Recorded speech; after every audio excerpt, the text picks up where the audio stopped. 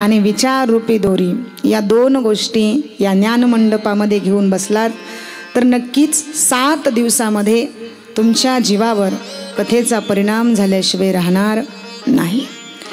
सर्व अनिष्टांची निवृत्ती आणि परमानंदाची प्राप्ती करून देणारी ही कथा आहे. एवढंच नव्हे तर आपल्या जीवनामध्ये अनेक विघ्न येतात, विघ्न निर्विघ्नपणे पार पाडावेत याच्याकरिता सर्वप्रथम आपण गणपती बाप्पांना वंदन केलेलं आहे. कार्या आरंभी श्री गणेशाय नमः असा आपण उद्गार करतो, कारण माता पार्वतीचा जो पुत्र आहे श्री गणपती, अशा गणेशजीने आपण वंदन केलेलं आहे.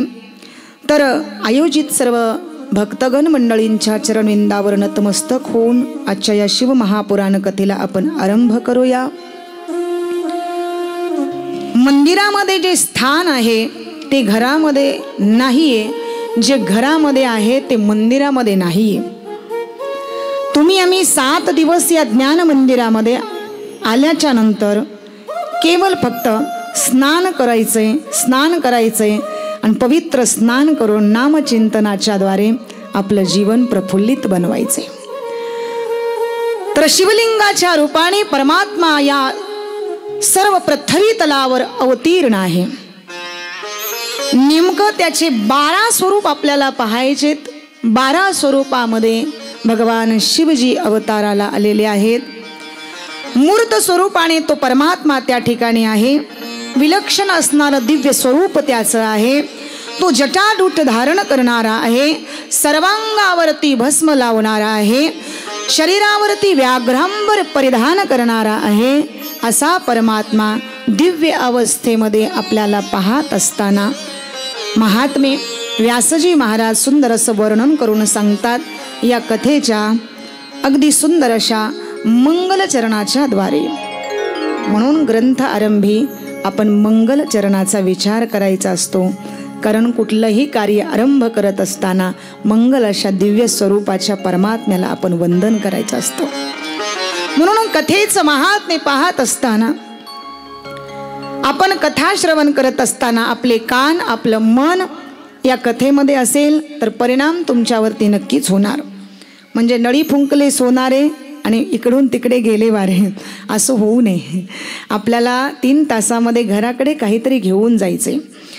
तर परमात्म्याचं नाव जरी वेगळं असलं तर ईश्वरी तत्व मात्र एकच आहे आणि त्या तत्वाच्या द्वारे परमात्मा या सृष्टीवरती आरूढ आहे.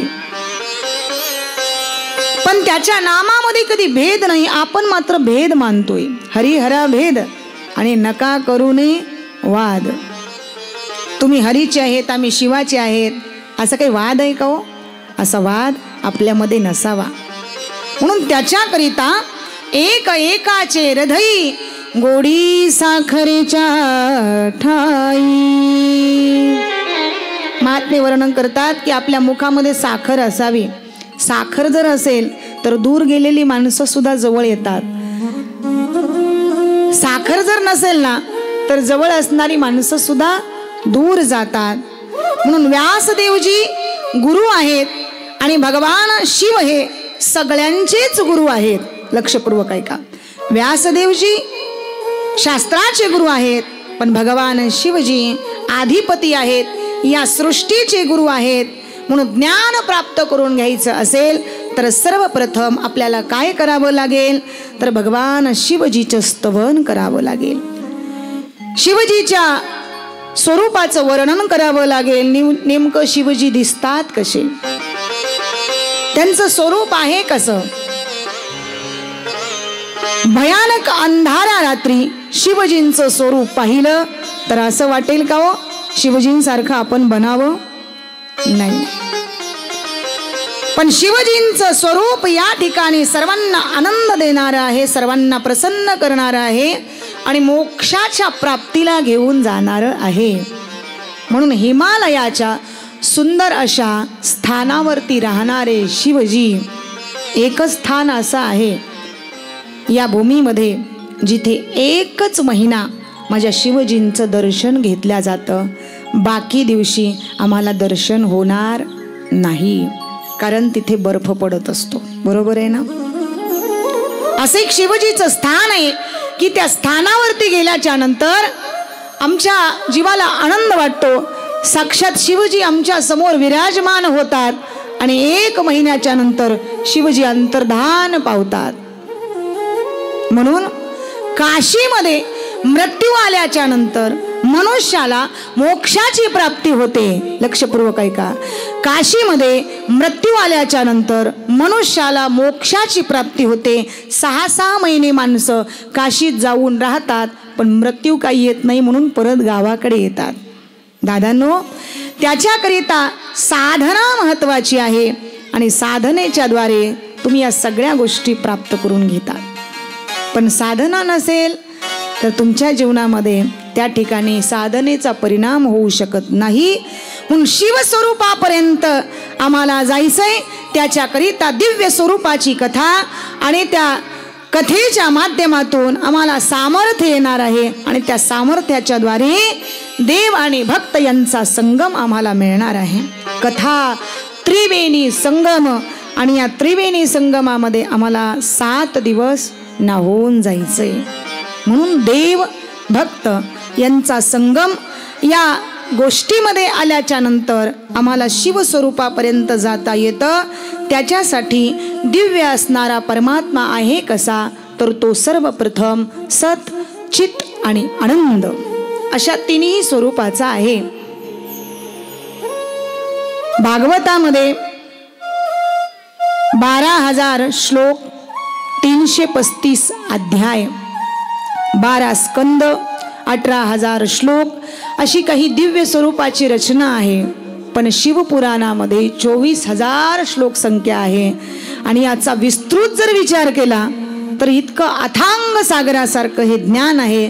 जसं समुद्रात किती लिटर पाणी आहे याचं मोजमाप आपण करू शकत नाहीत, तर साक्षात भगवान शिवजीच्या मुखातून स्त्रवलेली ही कथा आहे आणि या कथेचा आपल्याला मोजमाप करता येणार नाही. अशी दिव्य स्वरूपाची कथा आपण श्रवण करत असताना सर्वप्रथम सच्चित आनंद या स्वरूपाचं आपल्याला वर्णन करायचंय. तर ईश्वर आहे कसा, तर तो सत्य आहे, सत्य आहे, सत्य आहे. ईश्वर सत्य है, सत्य ही शिव है, शिव ही सुंदर है. हो सत्यम शिवं सुंदरं आहे, सत्यम शिवं सुंदरं, सत्यं शिवं सुंदरं, सत्यं शिवं सुंदरं. हो सत्यं शिवं सुंदरं, सत्यं शिवं सुंदरं. ईश्वर सत्य है, सत्य ही शिव है, शिव ही सुंदर है. सत्यं शिवं सुंदरं, सत्यं शिवं सुंदरं.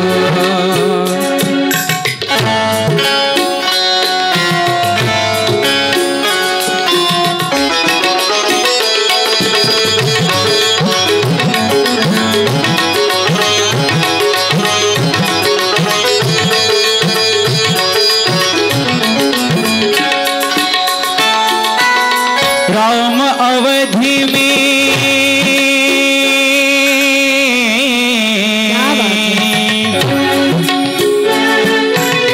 राम अवधि में, काशी में शिव, कान्हा वृंदावन में. दया करो प्रभु देखो इनको, दया करो प्रभु देखो इनको. घर घर के आंगन में राधा मोहन शरणों. सत्यं शिवं सुंदरं, सत्यं शिवं सुंदरं.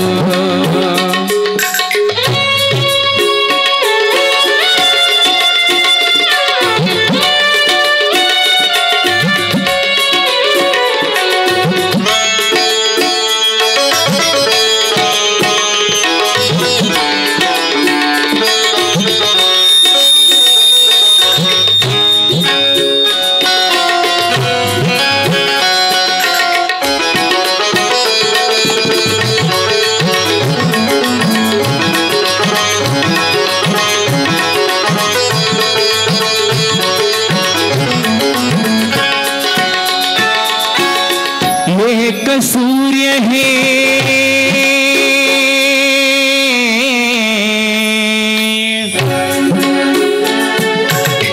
एक सूर्य है एक गगन है एक है धरती माता दया करो प्रभु एक बने सब दया करो प्रभु एक बने सब एक का एक से नाता राधा मोहन शरणं सत्यं शिवं सुंदरं सत्यं शिवं सुंदरं सत्यं शिवं सुंदरं ईश्वर सत्य है शिव है शिव ही सुंदर है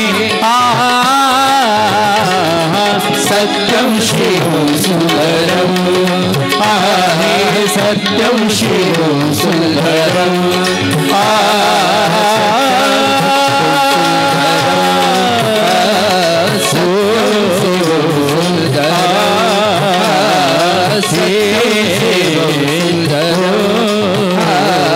सत्यं शिवं सुंदरं नमः पार्वतीपति शिव हर हर महादेव बोली उमापति महादेव की जय। ईश्वर कसा आहे तर तो सत्य आहे। आपण सुंदर अशा भजनाच्या द्वारे श्रवण केलेला आहे। ईश्वर सत्य है सत्य ही शिव है शिव ही सुंदर है। इतका सुंदर असणारा परमात्मा आणि साक्षात या शिवकथेच्या माध्यमातून त्या परमात्म्याला आम्हाला पाहायचे। शिवजी कसे आहेत महात्म्य वर्णन करतात, त्यांच्या स्वरूपाचं आम्हाला चिंतन करायचे। चिंतनाने मनुष्याचं जीवन धन्य बनत असतं। लक्षपूर्वक ऐका। हल्ली लोक चिंतन करतात पण व्यर्थ चिंतन करतात। संसाराविषयी चिंतन करून आयुष्य उत्थान करण्यापेक्षा प्रभूच्या नामाचं जर चिंतन केलं तर तुमचं जीवन धन्य बनल्याशिवाय राहणार नाही। म्हणून चिंतने सरे तो धन्य धन्य काळ सकळ मंगळ मंगळाचे किंवा चिंतने चिंतने तद्रूपता अशी अवस्था त्या जीवात्म्याला प्राप्त होते। म्हणून परमात्मा सत्य आहे। आता त्या परमात्म्याचं नाम सुद्धा सत्य आहे। त्यांचं सत्य तू विठ्ठला सत्य तू विठ्ठला सत्य तू विठ्ठला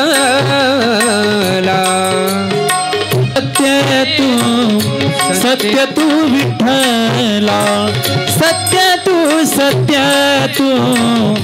सत्य तू विठ्ठला सत्य तू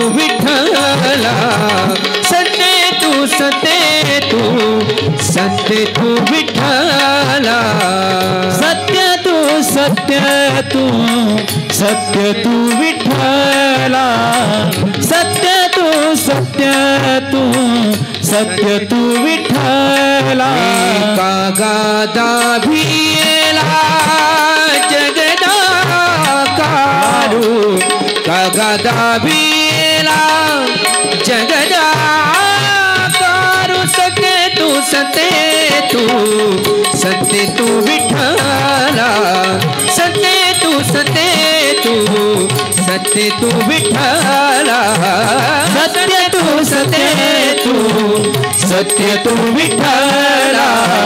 सत्य तू विठ्ठला सत्य तू विठ्ठला नमः पार्वतीपति शिव हर हर महादेव। सत्य तू विठ्ठला केवल या तिन्ही कालामध्ये सत्यच ईश्वर असल्यामुळं याच्या नामाची बाधा आपल्या जीवाला होते का?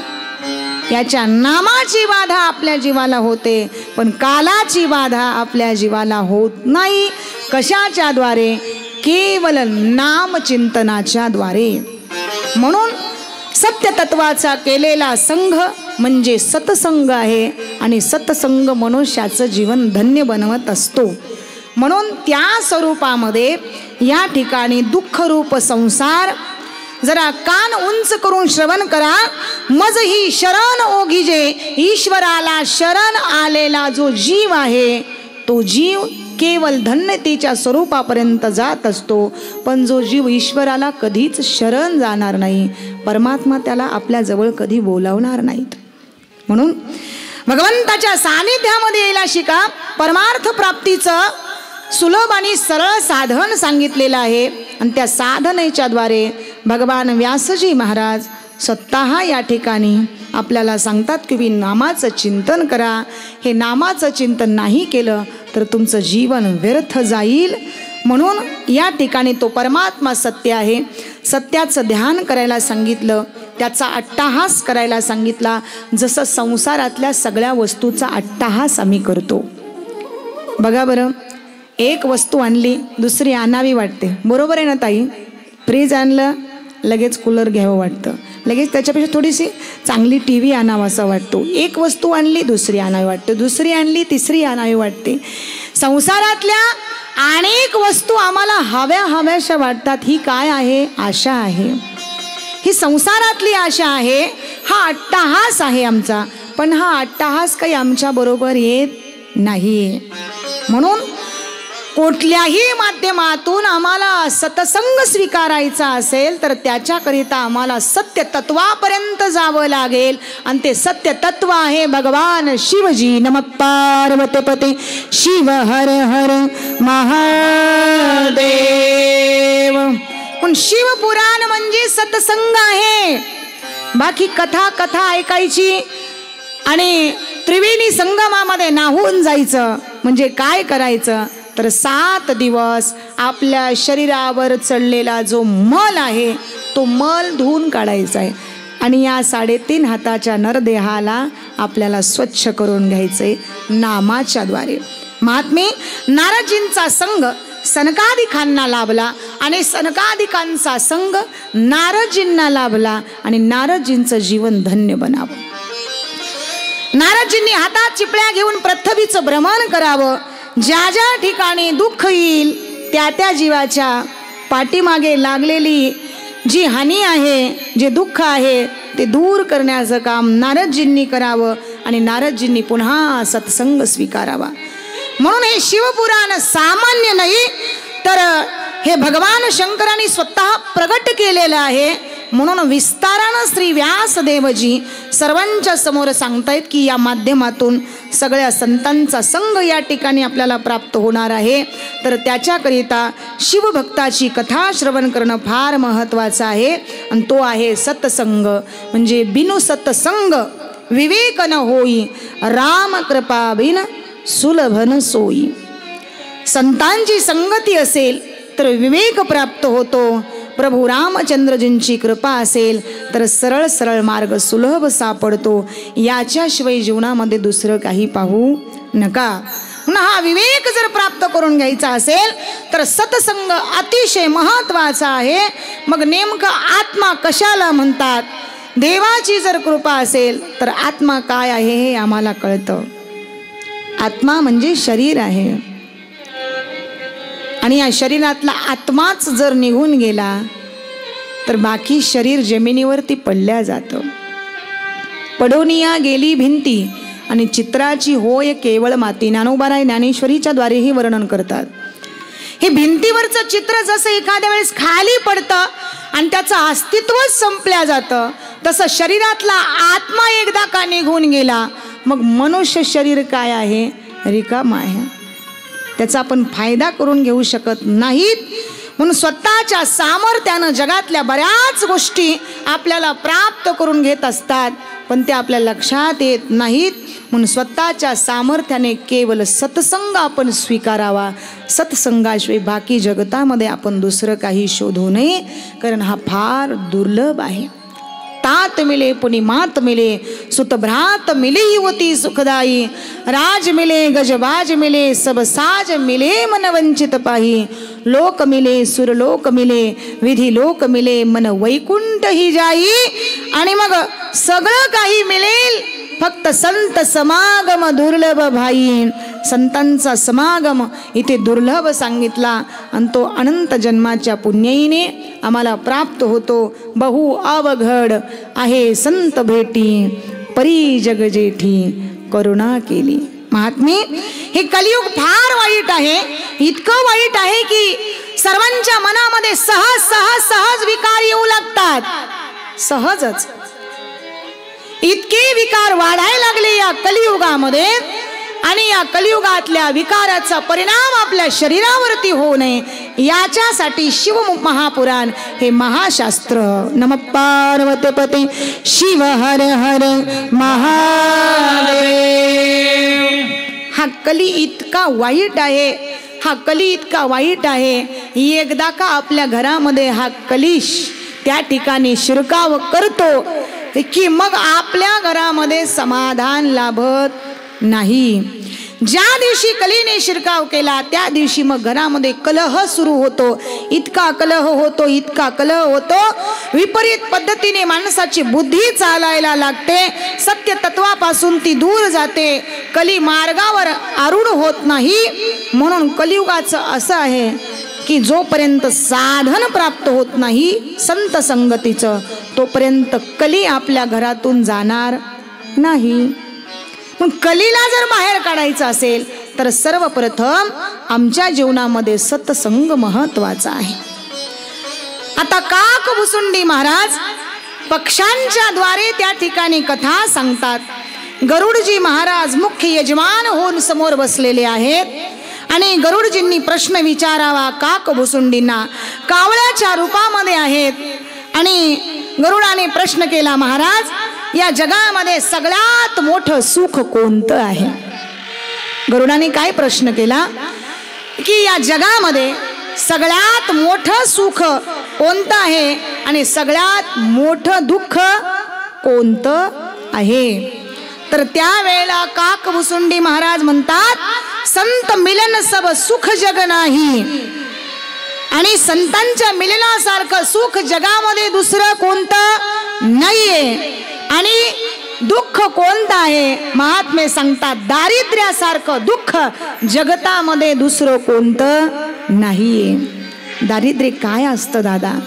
हे प्रत्येकाच्या जीवनामध्ये शिकायला मिळतो. दारिद्र्य काय असतं? आपल्या सुद्धा जीवनामध्ये दारिद्र्य आहे, लक्षपूर्वक ऐका. पण आपण दारिद्र्य नाही, तो आपण दारिद्र्य आहेत का? नाही. आपल्याला भगवंताने सगळं काही दिलेलं आहे. एवढं देऊन सुद्धा आपण इथे समाधान नाहीयेत. एवढं दिलं ईश्वराने तरी सुद्धा आम्ही समाधान नाहीयेत. तुका म्हणे करी ब्रह्मांड ठेंगणे हात पसरीजने धीक ज्याचे. आणि म्हणून दारिद्र्य कोण आहे? जो सदैव सगळं असताना सुद्धा परमेश्वराला सांगतो की नेमकं आमच्या जीवनामध्ये काय प्राप्त झालेलं आहे, आम्हाला काय दिले भगवंताने की आम्ही त्याच्या नामाचा टाहो फोडावा. आम्हाला काय दिलेलं आहे केवळ भगवंताने की आम्ही त्याच्या नामाचं चिंतन करायचंय. म्हणून या ठिकाणी दारिद्र्य जीवनामध्ये दुःखी आहे. दारिद्र्यासारखं दुःख जगतामध्ये कोणतं नाही. म्हणून धनाने दारिद्र्य असावा मनुष्य सुखी राहू शकतो, पण मनुष्य विचाराने दारिद्र्य कधीही नसावा. नमः पार्वती पते शिव हर हर महादेव. हल्ली माणसं विचारानेच दारिद्र्य बनलेले आहेत. विचार चांगले ठेवा, लक्षपूर्वक ऐका. आपले विचार जर चांगले असतील तर आपल्या घराचा सुद्धा एकोपा चांगला चालतो. भावाभावामध्ये सुद्धा जो कलह आहे तो दूर होतो. सासा सुनामध्ये चालणारा कलह दूर होतो. हा केवळ कशामुळे? लक्षपूर्वक ऐका, विचाराने. विचार शुद्ध असतील, विचार सात्विक असतील तर नेहमी त्या ठिकाणी भगवान परमात्मा आपल्या घरामध्ये नांदत असतो. शिव स्वरूपापर्यंत जायचंय तर सर्वप्रथम आपले विचार सुदृढ बनवा. महात्मे सांगतात, श्रीमंत व्हायचं असेल तर विचाराने श्रीमंत व्हा. धनाने श्रीमंत होण्यापेक्षा मनुष्याने नेहमी विचाराने श्रीमंत व्हावं. ज्याचे विचार चांगले आहेत ना, जगामध्ये तो कधी दुःखी होऊ शकत नाही दादा. ज्याचे विचार चांगले आहेत ना, तो जगामध्ये कधी दुःखी होऊ शकत नाही. खरा दरिद्री कोण आहे? जो सगळं मिळून सुद्धा देवाला सांगतो की मला काय मिळालेलं आहे. अखंड जया तुझी प्रीती, मज दे तयाची संगती प्रभू, मग मी कमळापती तुझ बाणाने कंटाळा. कधीतरी तुझ्या नामाचा आम्हाला कंटाळा यावा आणि मग कंटाळा आल्याच्या नंतर मी तुमचं नाव घेऊ नये का? नाही. हमारे जीव का लक्ष्य है न सोना न कमाना न संतान उत्पन्न करना, लक्ष्य है पुनरपि जन्म पुनरपि मरणम पुनरपि जननी जठरे शयनम. एकच लक्ष्य असावं आपल्या जीवनाचं. महत्वाचं म्हणजे की संत समागम आमच्या जीवनामध्ये प्राप्त झाला पाहिजे, संताच्या संगतीचं सुख मिळालं पाहिजे. आणि तो जीवनामध्ये असेल तर या ठिकाणी आमच्या जवळ सुख असेल. म्हणून सर्वप्रथम आपल्या जीवनामध्ये सुखी बनायचं असेल तर शिव महापुराण कथेचे श्रवण करावं लागेल. नम पार्वतीपती शिव हर हर महादेव. कशाकरिता हे निर्माण केलं तर 8 अंग सर्वप्रथम आम्हाला शिवस्वरूपापर्यंत जाण्याकरिता सांगितलेली आहेत. हे पुरातन शिवालय आहे. हे पुरातन शिवालय आहे. ताईंनी मला सांगितलं की या प्रांगणामध्ये महादेवाच्या मूर्तीची प्राण प्रतिष्ठा आणि फार मोठं परमभाग्य. जिथे महादेवजी आहेत ना तिथे सगळीकडे आनंदीच आनंद आहे. समाधीपर्यंत जायचंय त्याच्याकरिता 8 अंग सांगितली. नेमकं समाधी म्हणजेच काय? भगवान शिवजी स्वतः समाधी धारण करतात. म्हणून 8 अंग सर्वप्रथम शिव महापुराण कथेच्या माध्यमातून आपल्याला या ठिकाणी प्राप्त करून घ्यायचे आहेत. पहिलं स्वरूप आहे यम, दुसरं आहे नियम, तिसरं आहे आसन, प्रत्यय, प्राणायाम, ध्यान, धारणा आणि समाधी. अशी 8 अंग या ठिकाणी सांगितलेली आहेत. पहिलं अंग आहे यम. माणसाच्या जीवनामध्ये यम असलेला पाहिजे. महाराज म्हणले नियमही असला पाहिजे. यम आणि नियम 2 गोष्टी महत्वाच्या आहेत. तो यम नाही, तो जर आला तर आपण थांबू शकत नाही. नियम आमच्या जीवनामध्ये असेल सकाळपासून संध्याकाळपर्यंत तर आमच्या जीवनामध्ये त्या ठिकाणी समाधी प्राप्त होते. त्याच्यासाठी आम्हाला आसन लावावं लागेल, प्रत्यय करावा लागेल, प्राणायाम करावा लागेल, ध्यान करावं लागेल आणि धारणाही करावी लागेल. अशी 8 स्वरूप आम्ही सहज प्राप्त करून घेऊ शकतो. पण त्याच्याकरिता 5 प्रकारचे यम, 5 प्रकारचे नियम, आसन, प्रत्याहार, धारणा, ध्यान आणि समाधी, भगवान शिवजीच्या स्वरूपापर्यंत जाण्याचा मार्ग, रचना आणि शिवालयाचं स्वरूप त्या ठिकाणी जर आपल्यापासून थोड्या अंतरावर असेल तर त्या ठिकाणी आपण तिथपर्यंत चालत जायचं. गाडीवरती बसून जायचं का? नाही, पायाने चालत जायचं. शिवजीच्या शिवलिंगापर्यंत चालत जायचं, चालत जायचं. मंदिरात एकदा गेलो की मग दारामध्येच नंदीचं दर्शन होतं. पुढे गेलो की भगवान शिवजीची मूर्ती दिसते आणि मग भगवान शिवजीच्या मंदिरामध्ये सर्वप्रथम गणपती बाप्पांचं दर्शन घडतं, शिवजीचं दर्शन घडतं, माता पार्वती दिसते, महादेवाची मूर्ती दिसते आणि मग त्या 5 पायऱ्या चढत चढत आपण जर वर गेलो तर आसनावर त्या ठिकाणी आम्हाला भगवान शिवजी दिसतात. घंटा वाजवली की शिवजीचं दर्शन होतं. घंटा नादम करोम्यहम. का बरं मंदिरात गेल्याच्या नंतर घंटा वाजवावी? त्याचं कारण असं आहे की तिथले जीवजंतू दूर जावेत आणि स्थूल आत्म्यातून त्या ठिकाणी सूक्ष्म असं स्वरूप त्या ठिकाणी दिसावं.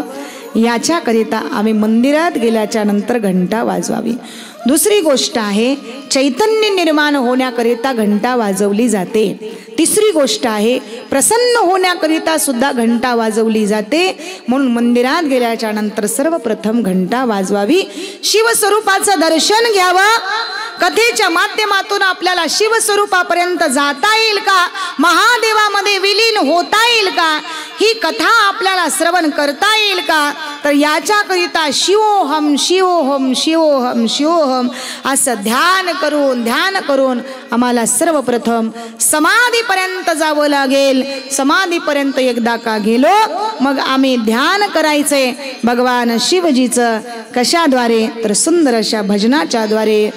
सर्वांनी टाळी वाजवायची, हाताने मुखाने भजन करायचं. ओम नमः शिवाय, ओम नमः शिवाय, हर हर भोले नमः शिवाय, नमः शिवाय, ओम नमः शिवाय, हर हर भोले नमः शिवाय, नमः शिवाय, ओम नमः शिवाय, हर हर भोले नमः शिवाय, नमः शिवाय, ओम नमः शिवाय, हर हर भोले नमः शिवाय.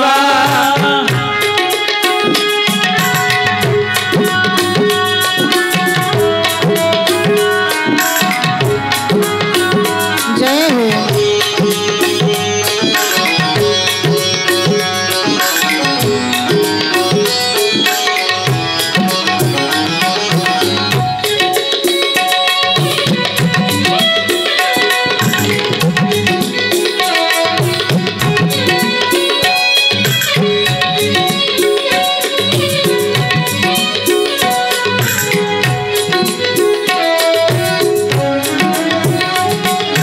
जटाधरा शिव जटाधरा, हर हर भोले नमः शिवाय, जटाधरा शिव जटाधरा, हर हर भोले नमः शिवाय, जटाधरा शिव जटाधरा, हर हर भोले नमः शिवाय, जटाधरा शिव जटाधरा, हर हर भोले नमः शिवाय. ओम नमः शिवाय, ओम नमः शिवाय, हर हर भोले नमः शिवाय, नमः शिवाय, ओम नमः शिवाय, हर हर भोले नमः शिवाय, नमः शिवाय, ओम नमः शिवाय,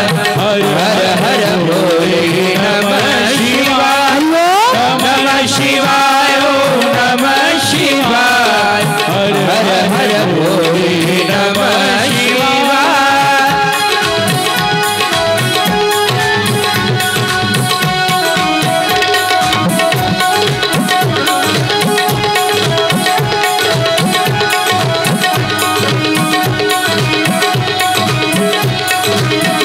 जय हो.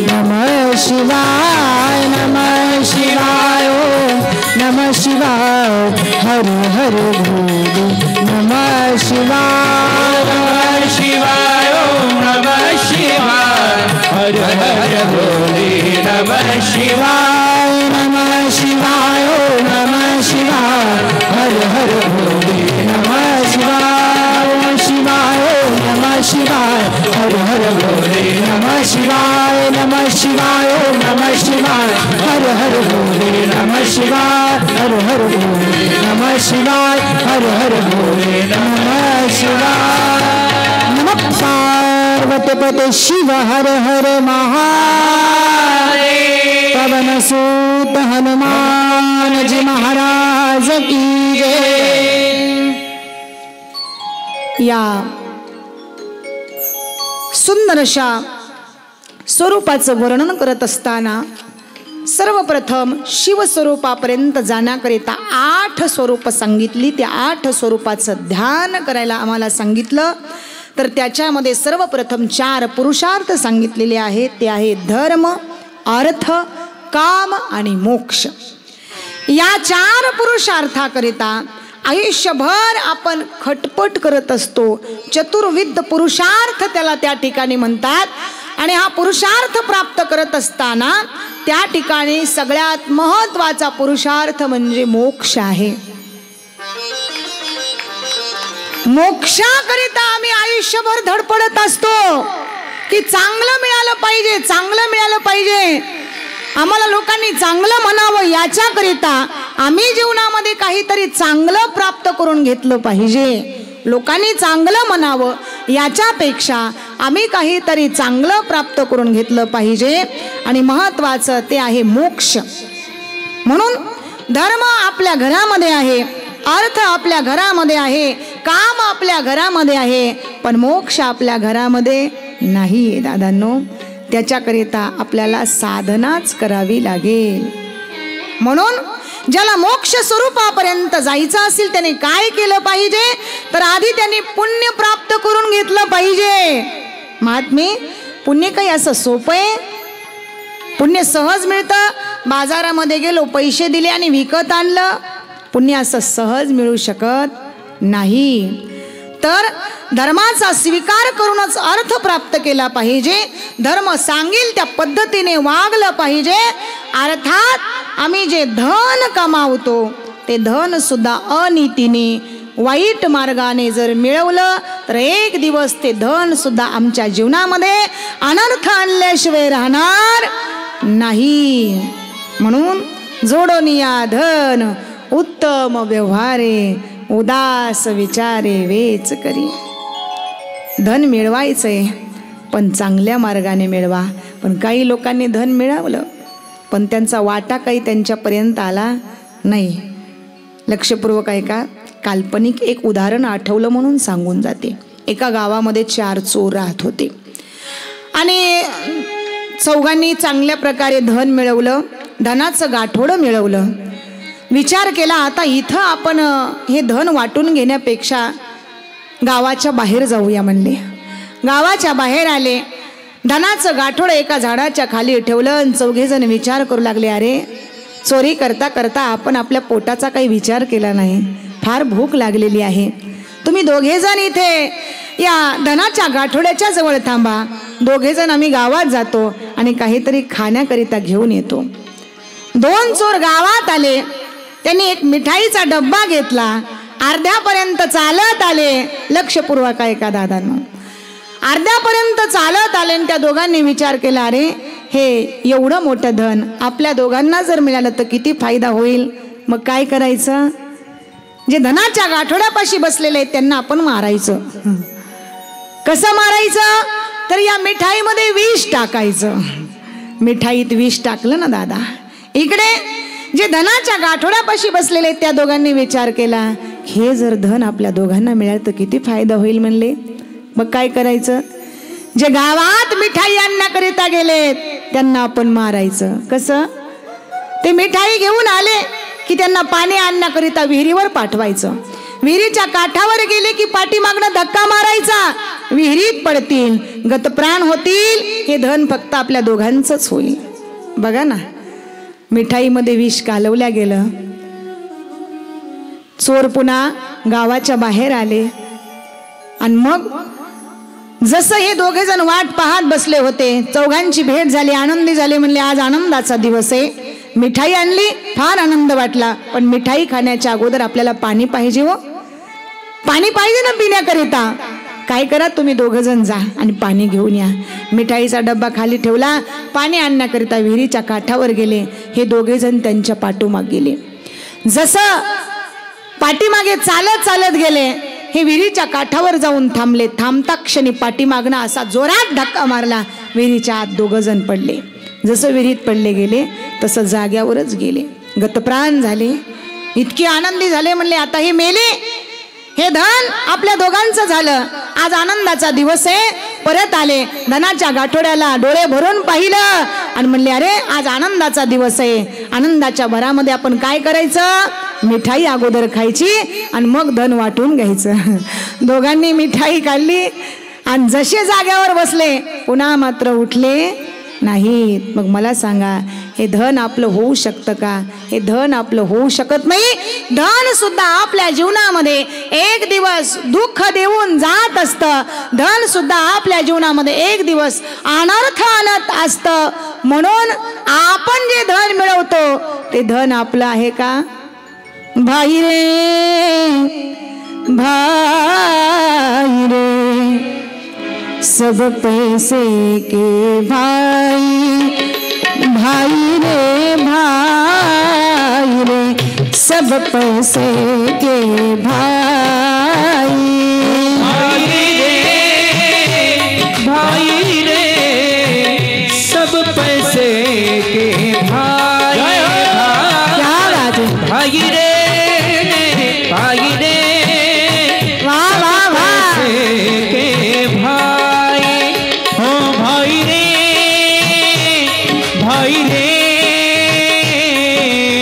सब पैसे के भाई. हो दिल का साथी कोई नहीं, दिल का साथी कोई नहीं, दिल का साथी कोई नहीं. भाई रे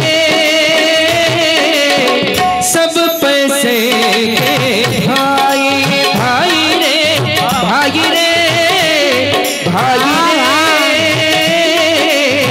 सब पैसे के भाई.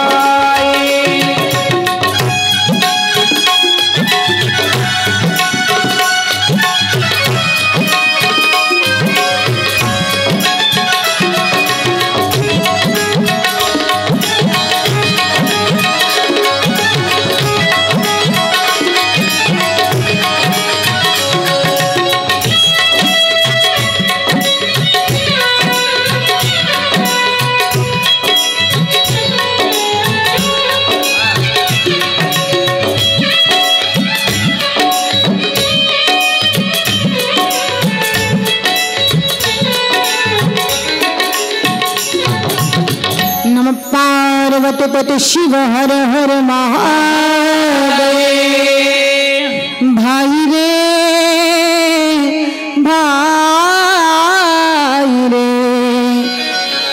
सब पैसे के भाई,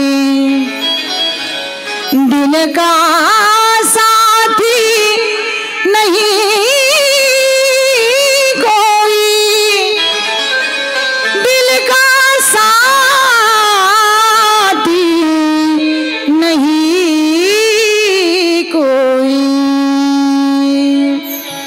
ज्यांच्याकरिता हे धन मिळवतो ना दादा, ते सुद्धा आपले होऊ शकत नाही. भाई रे सब पैसे के भाई, जब लग अपने पल्लों में पैसा तब लोग सलाम करे, अपना पैसा निकल गया सो हमारे पास ही नहीं कोई बैठे. ज्या दिवशी आपल्या खिशातलंच निघून जातं, जवळून जाणारी माणसं राम राम घालत नाहीत, तो बोलत नाहीत. बरोबर आहे ना? ज्या दिवशी आपल्या जवळ नसेल त्या दिवशी आपल्याला कोणी बोलू शकत नाही. म्हणून धन मिळवा पण चांगल्या मार्गाने मिळवा. वाईट मार्गाने मिळवलेलं धन एक दिवस तुम्हाला दुःख दिल्याशिवाय राहणार नाहीये. म्हणून सगळ्यात मोठा पुरुषार्थ आणि सगळ्यात मोठं धन कोणतं असेल तर ते मोक्ष आहे. आणि हा मोक्ष प्राप्त करून घेण्याकरिता आपण काय केलं पाहिजे? भगवान शिवजीच्या स्वरूपापर्यंत जावं लागेल आम्हाला.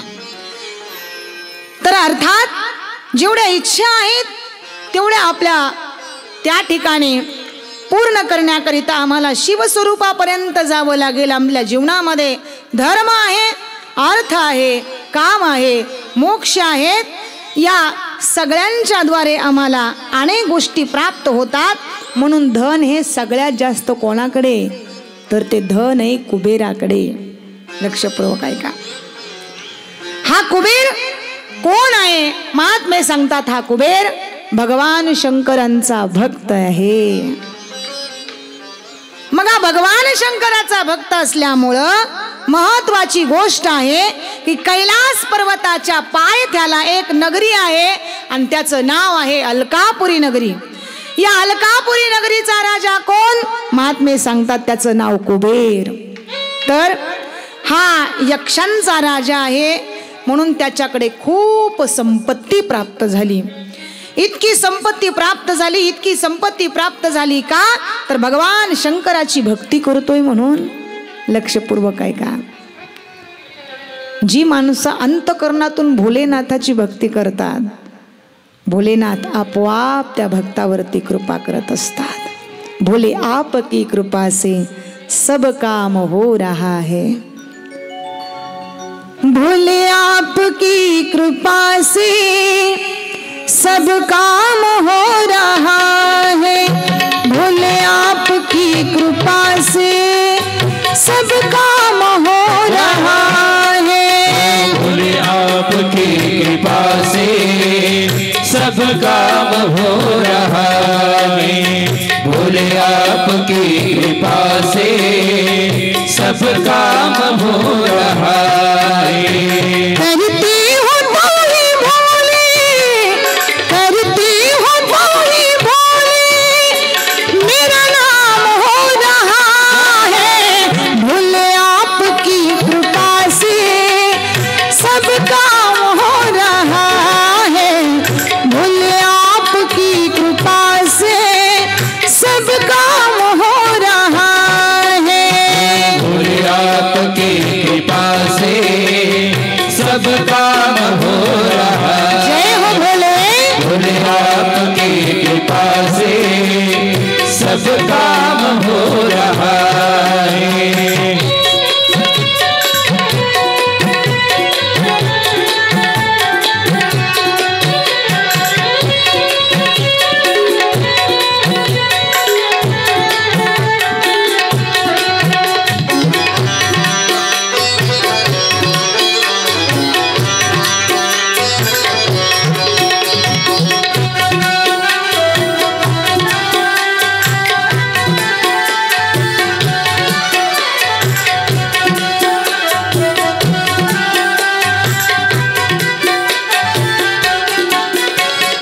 पतिवार के बिना ही मेरी नाव चल रही है. पतिवार के बिना ही मेरी नाव चल रही है. हैरान है जमाना मंजिल भी मिल रही है. हैरान है जमाना मंजिल भी मिल रही है. करती नहीं मैं कुछ भी, करती नहीं मैं कुछ भी, सब काम हो रहा है. भोले आपकी कृपा से सब काम हो रहा है. भोले आपकी कृपा से सब काम हो रहा है. भोले आपकी कृपा से सब काम हो रहा है. भोले आपकी कृपा से सब काम हो रहा है।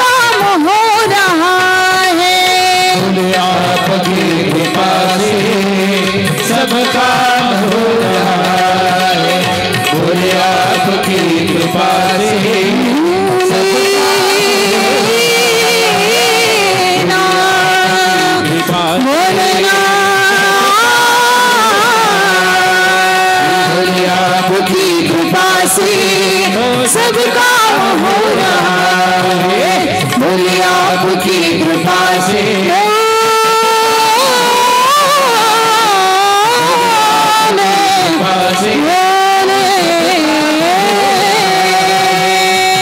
आपकी कृपा से सब काम हो रहा है। नमः पार्वती पति शिव हर हर महादेव। भगवान शिवजीच्या कृपा आशीर्वादाने सगळी काही कामं निर्विघ्नपणे पार पडतायत, म्हणून शिवजीच्या स्वरूपाचं ध्यान करायचंय। आपल्याला धनवान बनायचंय तर त्याच्याकरिता शिवस्वरूपाचं ध्यान करावं लागेल। अनितीने वाईट मार्गाने धन न मिळवता धन चांगल्या मार्गाने मिळवावं लागेल। आता या सृष्टीचा राजा अलकापुरीमध्ये राहतोय, त्याचं नाव आहे कुबेर। हा फार धनवान आहे, भगवान शंकराची भक्ती करतोय। आणि एकदा त्याने या ठिकाणी भगवान शिवजीची साधना केली। कुबेराने भगवान शंकराकरिता एक सुंदर अशी नगरी तयार केली। भगवान शिवजी त्या नगरीमध्ये विराजमान झाले। जसं सोन्याची नगरी आहे रावणाने तयार केलेली, तसं इथं संपूर्ण सोन्याची नगरी कुबेराने तयार केली। अनेक वस्तू त्याच्यामध्ये ठेवल्या। विश्रवा नावाचे ऋषी आहेत आणि त्यांच्या पत्नीपासनं त्या ठिकाणी कुबेर उत्पन्न झालेला आहे। एवढंच नव्हे तर या ठिकाणी त्यांच्या थोरल्या पतीचं नाव आहे केकसी। रावण कुंभकर्ण हे महाभयंकर त्या ठिकाणी राक्षस आहेत, म्हणून या शिवपुराणाच्या द्वारे धर्माने इथे अर्थ काम मोक्ष या सगळ्या गोष्टी सांगितलेल्या आहेत। अंतकरणातील कामना पूर्ण होतील, मोक्ष प्राप्त होईल, पण त्याच्याकरिता धर्म अर्थ काम मोक्ष आणि शिव देखता प्रत्यक्ष। साक्षात भगवान शिवजीला पाहिलं की आम्हाला हे चार पुरुषार्थ प्राप्त होतात। शिवपुराणाच्या माध्यमातून सुतजींनी शौनकजींना त्या ठिकाणी सांगितलं की हा सुंदर प्रश्न आहे। कलियुगाची सुरुवात झाली, 1000 वर्षाचं अनुष्ठान केलं, त्याच्यामध्ये यज्ञ झाले, सहस्त्र समता झाल्या आणि मग मात्र अनुष्ठानामध्ये नित्य यज्ञ त्या ठिकाणी करण्याचं ठरवलं। अगदी यज्ञाच्या द्वारे सर्व ऋषीगण एकत्रित आले। यज्ञामध्ये त्या ठिकाणी अनेक आहुती देण्यात आल्या. गाईचं तूप आहे ते गाईचं तूप अग्नीमध्ये टाकण्यात आलं. त्या तुपाने होणारा जो धूर आहे तो सगळ्यांच्या जीवनामध्ये सात्विकता राहावी याच्याकरिता आहे. म्हणून या वातावरणामध्ये सगळ्यांनी प्रसन्न अंतकरणामध्ये राहावं, कलीने आपल्याकडे येऊ नये याच्याकरिता हा यज्ञ त्या ठिकाणी ठेवला गेला. आणि मग ब्रह्मदेवाकडे सगळी मंडळी आलेली आहेत. आता ब्रह्मदेवाकडे आल्याच्या नंतर कलियुगाला आरंभ झाला. कलीच्या त्रासाने सर्व जीव त्रस्त झालेले आहेत. हा कलियुगाचा वारा इतका वाईट आहे, इतका वाईट आहे, इतका वाईट आहे. महात्मे वर्णन करतात, एकदा का हा वारा आमच्या पाठीमागे लागला मग आम्हाला सुख मिळू शकत नाही, इतका महाभयंकर कलियुगाचा वारा आहे. मग त्या ठिकाणी अनेक जीव जंतू आहेत या कलियुगामध्ये दुःखी आहेत. अन्य पशु पक्षी आहेत हेही दुःखी आहेत. एवढंच नव्हे तर या कलियुगाचा विचार करत असताना एक मनोमय चक्र आपल्याकडे आहे आणि ते मनोमय चक्र सारखं फिरत असतो. कथेमध्ये बसल्या बसल्या सगळीकडे जाऊन येतं ना, बरोबर आहे ना. घराकडे जातं, कधी चपलाकडे जातं, कधी घरातल्या कोंडीकडे जातं, कधी मुंबई जातं, कधी पुणे जातं, सगळीकडे जाऊन येतं हे मनोमय चक्र. आणि हे मनोमय चक्र फिरत फिरत सुंदर अशा स्थानावर थांबलं. त्याचं नाव आहे नैमिषारण्य. नमः पार्वतीपते शिव हर हर महादेव. अनेक पुराण आपण पाहिली पण शिव महापुराण हे सुद्धा नैमिषारण्यामध्ये साक्षात भगवान शिवजीच्या मुखातून त्या ठिकाणी आपण श्रवण करतोय. ब्रह्मदेवाने 88,000 त्या ठिकाणी शास्त्र निर्माण केले. सर्व ऋषी मुनी एकत्रित आले, ऋग्वेदी ब्राह्मण त्या ठिकाणी आले. सगळे आता ब्रह्मदेवाकडे आलेले आहेत. कुलपती आदिपती ब्रह्मदेव शौनक ऋषी त्या ठिकाणी ब्रह्मदेवाकडे पाहतात. मनश्च चक्र थांबल्या गेलं आणि मग स्थिर झालं त्या अरण्यामध्ये. ते आहे नैमिषारण्य.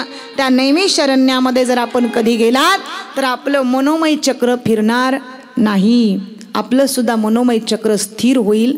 पण नैमिषारण्यामध्ये गेल्याच्या नंतर ब्रह्मदेवाकडे गेले. या सृष्टीची उत्पत्ती झाली. त्या ठिकाणी सुतजी महाराज म्हणतात नैमिषारण्यामध्ये सुतांना पाहिलं आणि शौनकांनी प्रश्न केला की एवढ्या घाईने नेमकं तुम्ही कुठून आलात. तर हे व्यासांचे शिष्य आहेत. आणि शौनकादिकांनी सुतजींच्या समोर साष्टांग प्रणिपात केला. साष्टांग प्रणिपात केल्याच्या नंतर विचारलं की या जगामध्ये आता समाधान राहिलेलं नाही, कलियुगामध्ये सगळीकडे अंधकार पसरलेला आहे. भगवंताच्या अनुग्रहाने तुम्ही आमच्या समोर आहात, म्हणून तुमच्या माध्यमातून आम्हाला काहीतरी चांगलं श्रवण करण्याची इच्छा आहे. आम्ही विनंती करतोय की या कलीच्या त्रासापासून मुक्त होण्यासाठी भगवंताची कथा आम्हाला सांगा.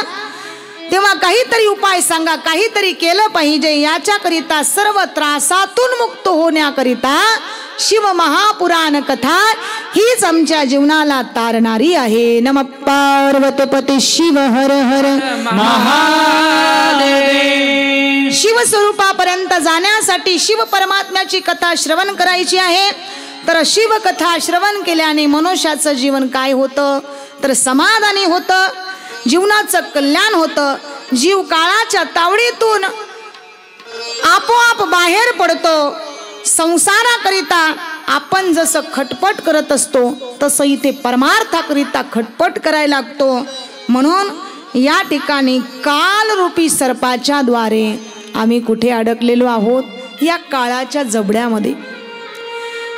या काळाच्या जबड्यामध्ये अडकलेले आहोत. संसाराच्या प्राप्तीकरिता तो नात अट्टाहास करत आहोत आणि काळाच्या तावडीमध्ये असल्यामुळं शौनकजी म्हणतात की आम्हाला आता बाहेर पडायचे. शौनकजींनी सुतजी महाराजांना वर्णन करून सांगितलं काय होतं या कथेच्या श्रवणाने, याचं फल आम्हाला सांगा. महात्मे सांगतात या कथेच्या श्रवणाने 100 राजसूय यज्ञ केल्याचं फल प्राप्त होतं. नमः पार्वतीपते शिव हर हर महादेव. तर 100 राजसूय यज्ञ केल्याचं फल जर प्राप्त होत असेल महाराज तर आम्ही 3 तास दररोज कथा श्रवण करणार. आम्ही आता कथा आमच्या जीवनातील चुकवणार नाहीत. कारण जर राजसूय यज्ञाचं फळ आम्हाला प्राप्त होत असेल तर त्याचा विस्तार आम्हाला सांगा. व्यासजींनी हे शिव महापुराण अतिशय मोठे लक्षपूर्वक ऐका, 24,000 श्लोक आहेत याच्यामध्ये. तर श्रीमद भागवतामध्ये 18,000 श्लोक संख्या आहे. संहिता वेगळी आहे आणि खंड वेगळे आहेत. कारण या संहितेमधून आपल्याला आपल्या जीवनामध्ये काहीतरी शिकायला मिळतं. ज्ञानाने संचित कर्म जळून जातं, प्रारब्ध कर्म आमच्याकडे शिल्लक राहतं. जसं कमळाचं पान पाण्यामध्ये राहतं पण ते पाण्यापासून जरी वेगळं केलं तरी त्याचं अस्तित्व सोडत नाही, तसं मनुष्याने या प्रपंचामध्ये राहत असताना सत्यवादी करी संसार सकळ आणि अलिप्त कमळ जळी जैसे.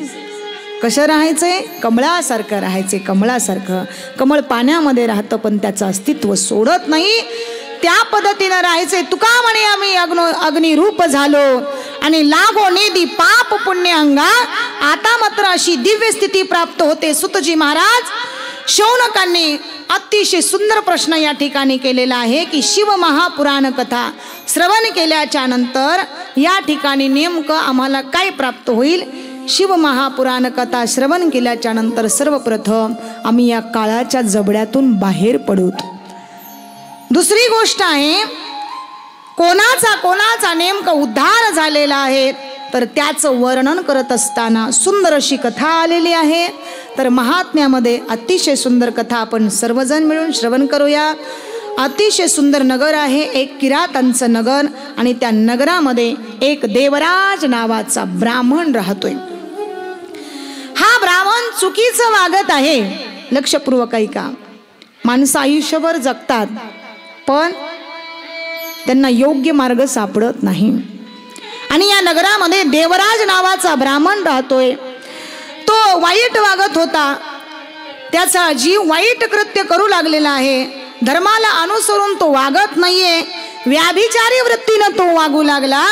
धनाच्या प्राप्तीकरिता टहास करत होता. वेश्यावृत्तीनं तो वागत होता. एवढंच नव्हे तर क्षत्रिय वृत्ती त्याने टाकून दिलेली होती. भ्रष्ट पद्धतीनं तो जगू लागला. सुतजी महाराज म्हणतात त्याचं वर्णन आम्हाला सांगा.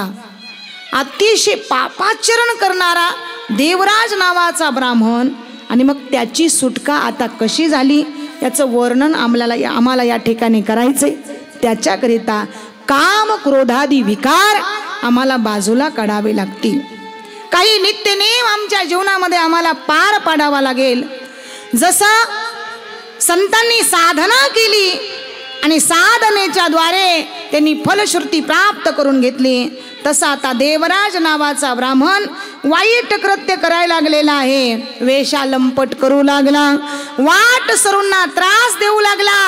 आणि हे सगळं करत असताना घरातली माणसं सुद्धा एक दिवस आपल्याला हाडहाड केल्याशिवाय राहणार नाहीत.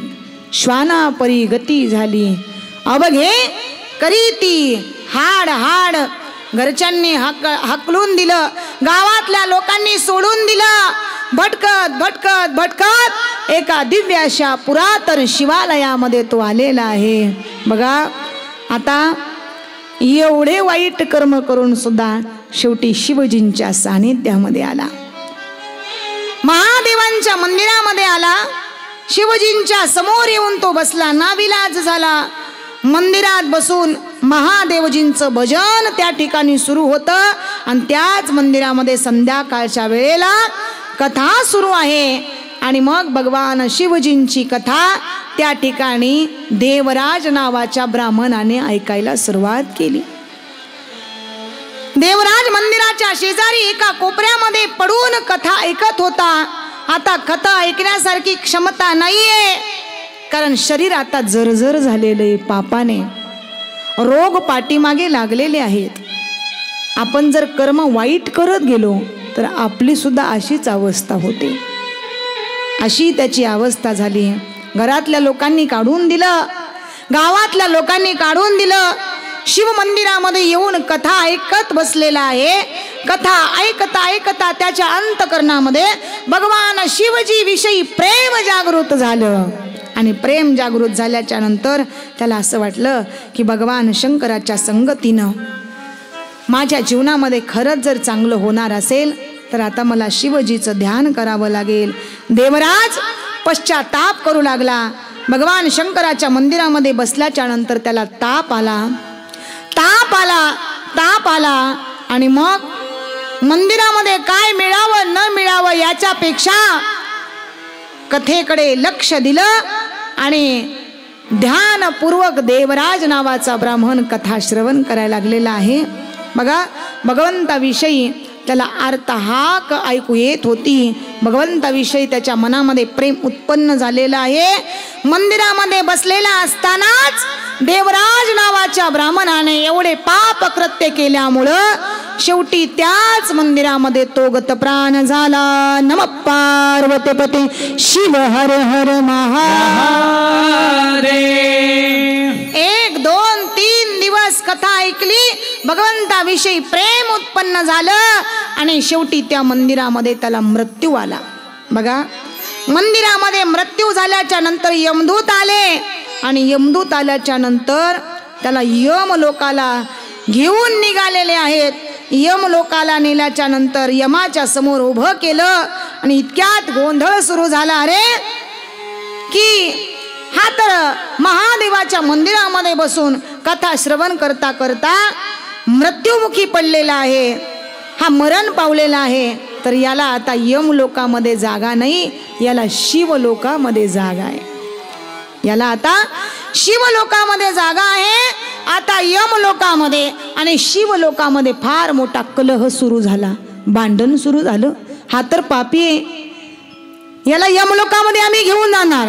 शिवगण म्हणू लागले, नाही नाही नाही नाही, याला आमच्या बरोबर आम्ही घेऊन जाणार, कारण याने प्राण जाती समय कथा श्रवण केलेली आहे. मग भांडण सुरू झालं. देवांच्या समोर भांडण आलं. लक्षपूर्वक ऐका. शिवगणांचं स्वागत केल्या गेलं, उच्च आसनावरती बसवल्या गेलं. भगवान शिवजीचे जे दूत आहेत अंतकरणातली भावना जाणून त्या ठिकाणी एकत्रित आले. देवराज हा सामान्य नाही, तर तो आता साक्षात भगवान शिवजीचा भक्त झालेला आहे. आता तो सर्वसामान्य राहिलेला आहे का? नाही. त्याच्या अंगात ताप होता तरी त्याने कथा ऐकली, म्हणून त्याला आता यमलोकामध्ये जागा नाही तर शिवलोकामध्ये जागा आहे. म्हणून ज्या व्यक्तीने पाप कृत्य केल्याच्या नंतर भगवान शिवजीच्या सानिध्यामध्ये येऊन जर शिवजीची साधना केली तर साक्षात त्याला शिवलोकाची गती प्राप्त होते. नमः पार्वती पते शिव हर हर महादेव. त्याला शिवलोकामध्ये घेऊन जा. त्याला शिवलोकामध्ये आणल्या गेलं. शिवलोकाची प्राप्ती झाली. दुराचारी असणारा देवराज पण शिवलोकापर्यंत येऊन पोहोचला. याचं ज्वलंत उदाहरण आहे. हे फक्त कशामुळे तर शिव महापुराण कथेच्या द्वारे. म्हणून या कथेच्या श्रवणाने पापी मनुष्य सुद्धा पुण्यवान बनू शकतो. या कथेच्या माध्यमातून पापी मनुष्य सुद्धा पुण्यवान बनू शकतो. तर शिवलोकाची गती त्याला प्राप्त होते. दुसरा महिना श्रवण करण्याचा त्या ठिकाणी आला. शौनक ऋषी म्हणू लागले, सुतजींना अजून मला काहीतरी कथा सांगा, अजून मला काहीतरी कथा सांगा. तर दुराचार्यांचं तर काय, तर पिशाचांचा सुद्धा उद्धार होऊ शकतो शिव महापुराण कथेच्या द्वारे. तर या ठिकाणी पिशाच योनीमध्ये राहणारा मनुष्य भगवान शिवजीची ध्यान धारणा करून साक्षात शिवस्वरूपापर्यंत येऊन पोहोचतो. त्याचा सुद्धा त्या ठिकाणी उद्धार होतो. देवराज नावाच्या ब्राह्मणाची कथा आपण श्रवण केली. एवढा वाईट कृत्य करणारा, पापाचरण करणारा, वेशालंपट करणारा, पण त्याला शिवलोकाची गती शेवटी प्राप्त होते. म्हणून या ठिकाणी आपण सुद्धा शिवलोकाची गती प्राप्त होण्याकरिता भगवान शिवजीची आराधना करणं फार महत्त्वाचं आहे. तर हे कधी करावं लागेल? हे आमचं शरीर चांगलं आहे तोपर्यंतच करावं लागेल. कळो येईल अंतकाळी प्राण प्रयाणाचे वेळी. आणि त्यावेळेस अंतकाळ जर आमच्या जवळ आला आणि आम्ही ठरवलं की आता आम्ही शिवजीचं ध्यान करू, शिवस्वरूपापर्यंत जायचं ठरवू, पण आम्ही शिवस्वरूपापर्यंत जाऊ शकणार नाहीत. म्हणून त्याच्याकरिता या ठिकाणी आमच्या जीवनामध्ये काय महत्त्वाचं आहे तर सत्संग महत्त्वाचा आहे. म्हणून त्याच्याकरिता अतिशय सुंदर कथा पुराणामध्ये आलेली आहे, महात्म्यात आलेली कथा आपण पाहूया. एक त्या ठिकाणी सुंदर असं स्थान आहे आणि त्या स्थानावरती बिंदुक नावाचा ब्राह्मण राहतोय. त्याच्या पत्नीचं नाव आहे चंचुला. लक्षपूर्वक ऐका. एक बिंदुक नावाचा ब्राह्मण आहे, त्याच्या पत्नीचं नाव आहे चंचुला. चंचुला ही सात्विक आहे, चांगल्या स्वभावाची आहे. पती मात्र वाईट आहे. लक्षपूर्वक ऐका. पण या ठिकाणी आपले पती वाईट कर्म करत असताना सुद्धा चंचुला मात्र नेहमी त्या ठिकाणी भगवान परमात्म्याची ध्यानधारणा करायची. पण एक दिवस ती सुद्धा कंटाळवाणी झाली. तिने विचार केला की आपले पतीच जर वाईट कर्म करत असतील तर आपण चांगलं राहून काय फायदा आहे. म्हणून चंचुलेनं पाप कृत्य करायला सुरुवात केली. रात्र दिवस चंचुला कामपिडेने त्या ठिकाणी दुःखी होत आहे. स्वतःच्या चरित्राला कलंक लागू नये म्हणून तिने बराच काळ त्या ठिकाणी वाईट कृत्य केले. तिने या ठिकाणी आपल्या पतीचे मन वळवण्याचा प्रयत्न केला, पण काही केल्या आपल्या पतीचे मन वळत नाही. व्याभिचार करू लागली, वाईट कृत्य करू लागली. चंचुला आता काही दिवसांनी तिच्या पतीने एका शूद्र जातीतील एका वेश्येशी विवाह केला. लक्षपूर्वक ऐका. बिंदुक नावाच्या ब्राह्मणाने एका वेश्येशी विवाह केला आणि मग त्या वेश्येपासनं पुत्रप्राप्ती झाली, पालन पोषण सुरू झालं, प्रपंच त्या ठिकाणी सुरू झाला आणि हळूहळू हळूहळू प्रपंच परिपूर्णतेपर्यंत गेला. आणि आता बिंदुक नावाचा ब्राह्मण वार्धक्याने दुःखी झाला, म्हणजे त्याला म्हातारपण आलं. या अवस्थेमध्ये त्या ठिकाणी त्याला नरकामध्ये जागा मिळावी, यमदूतांनी त्याला उचलल्या गेलं आणि कुठं नेलं, यमलोकामध्ये नेलं. पापी आहे हा, भयंकर त्या ठिकाणी पापाचरण करणार आहे. भूत पिशाच योनीमध्ये याला जन्म मिळेल म्हणून विंध्य पर्वतामध्ये तो भटकू लागला. जो कोणी वाईट कर्म करतो त्याला चांगल्या स्थानावर जागा मिळू शकत नाही. बिंदुक नावाचा ब्राह्मण पापाचरण करू लागला, विंध्य पर्वतामध्ये तो भटकू लागला. आता मात्र पतीच्या निधनानंतर मूढमती चंचुला भयाने व्याकुळ झाली आणि पुन्हा ती प्रपंचामध्ये रमून गेली. एके दिवशी कुठल्या तरी पर्वणी निमित्त ती आपल्या भाऊबंदासोबत गोकर्ण क्षेत्री आलेली आहे आणि यात्रेकरून स्नान संध्या आटोपून एका तीर्थावरती जाऊन बसलेली आहे. इकडे तिकडे ती भटकू लागली, तिचं मन स्थिर होत नाही. म्हणून तेथील एका मंडपामध्ये एक ब्राह्मण शिवकथा निरूपण करत आहेत आणि चंचुलेनं त्या ठिकाणी कथा श्रवण करायला सुरुवात केली. कथा श्रवण करायला सुरुवात केली. चंचुला मन स्थिर करून कथा ऐकत आहे. जसं एखादा लोखंडी तप्त जर त्याला अग्नीमध्ये ठेवला गेलं, कितीही चटके बसले तरी लोखंड काही आपलं स्थान सोडत नाहीये. त्या पद्धतीनं चंचुला एकाग्र चित्ताने कथा श्रवण करायला लागली. ती भयभीत झाली आणि भयभीत होऊन तिला असं वाटू लागलं, मी आतापर्यंत फार वाईट कर्म केलेले आहे.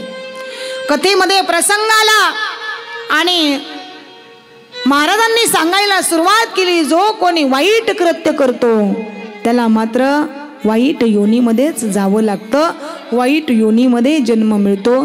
तिथे मात्र यमदूत मग फार त्रास देतात, मारिती तोडीती झोडीती निष्ठुर यमाचे किंकर बहुसाल, इतका त्रास तिथे दिला जातो. हे ऐकलं चंचुला भयाने व्याकुळ झाली.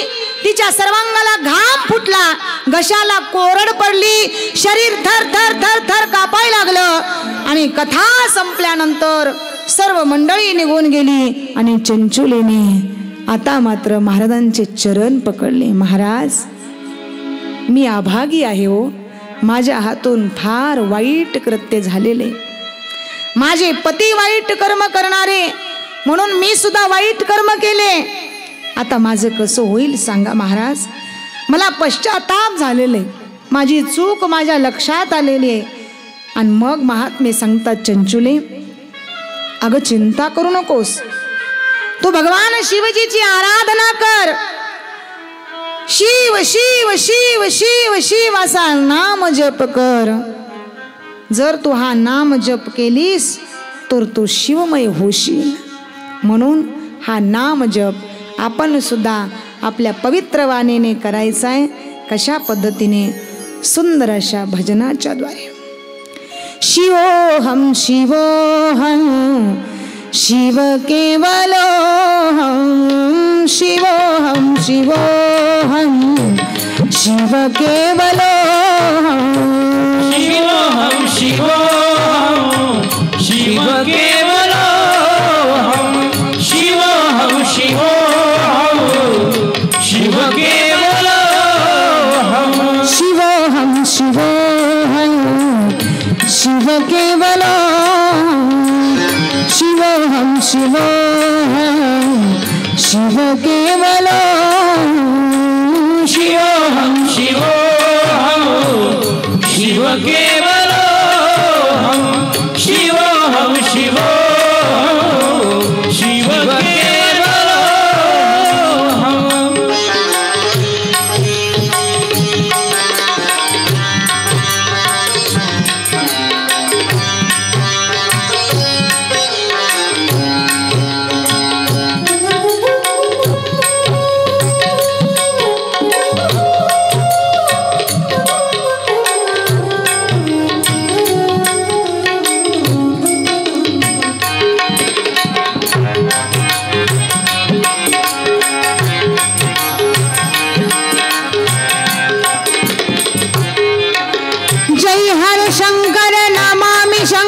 शिव शंकर शंभो. जय हर शंकर नमामि शंकर शिव शंकर शंभो. हे गिरिजापति भवानी शंकर शिव शंकर शंभो. हे गिरिजापति भवानी शंकर शिव शंकर शंभो.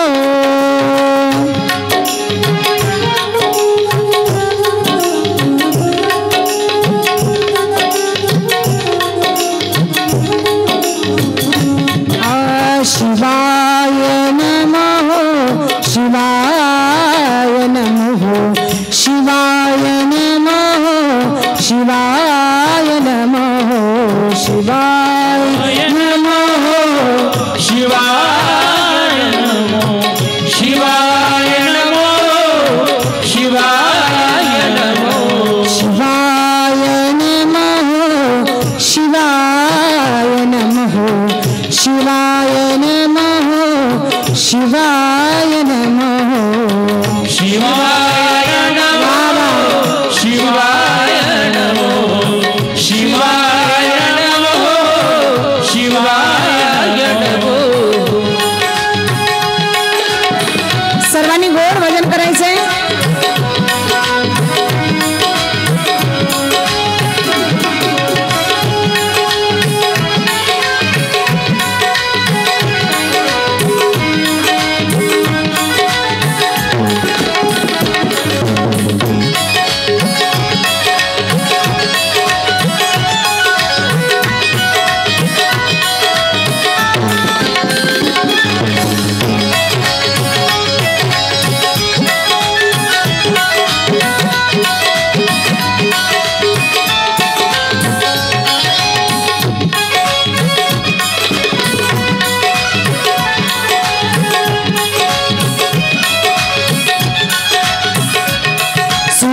जब पलके खोले मन नमः शिवाय बोले.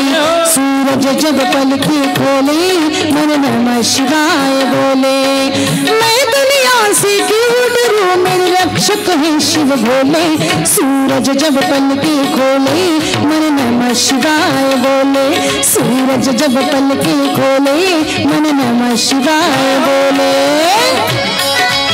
क्या बात है. जय हो बोले. सर्वांनी मला हात करायचे. गोड भजन सर्व शेतवर.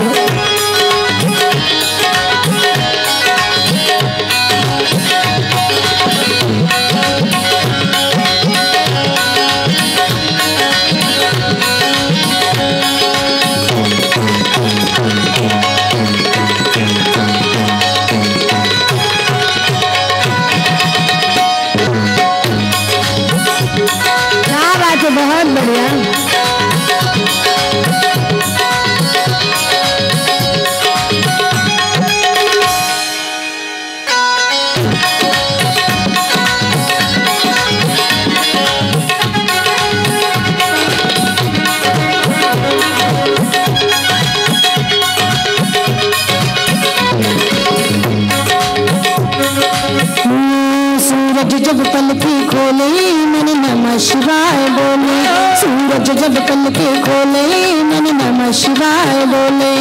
मैं दुनिया से क्यों डरूं मेरे रक्षक है शिव भोले। सूरज जब पल के खोले मन नमः शिवाय बोले। सूरज जब पल के खोले मन नमः शिवाय बोले।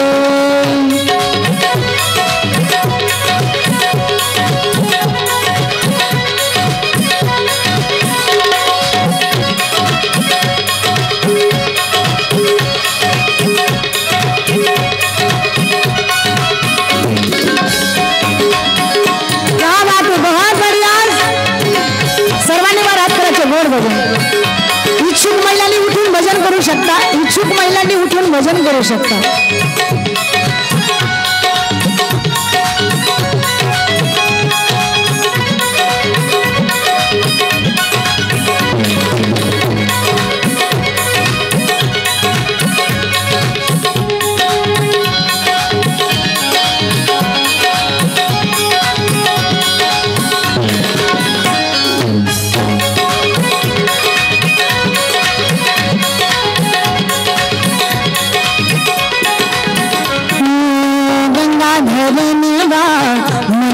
भंजन गंगाधर नेवा मन भय भंजन। माटी छुवे तो हो जाए चंदन। माटी छुवे तो हो जाए चंदन। बिलव की पतिया तिरवारी पल में दुखी को देखे बरसी। पल में दुखी को देखे पर शक्ति चिपके डोली ऐसा झूम मचाता है। सूरज जब पल के खोले मन नमः शिवाय बोले। सूरज जब पल के खोले मन नमः शिवाय बोले। मैं दुनिया से क्यों डरूं मेरे रक्षक है शिव भोले। सूरज जब पल के खोले मन नमः शिवाय बोले। सूरज जब पल के खोले मन नमः शिवाय बोले।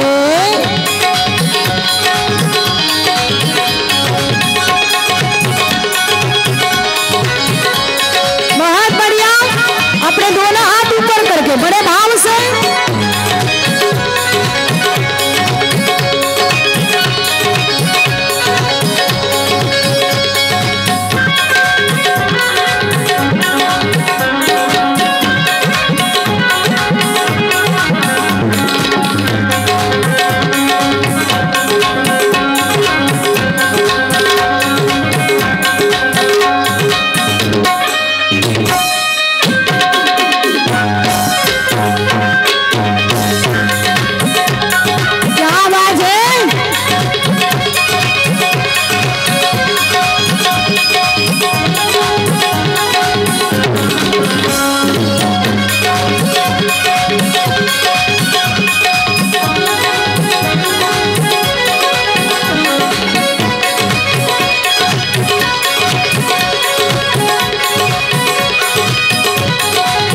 भोले की शरण में हम जाते हैं तब हमें क्या क्या मिलता है।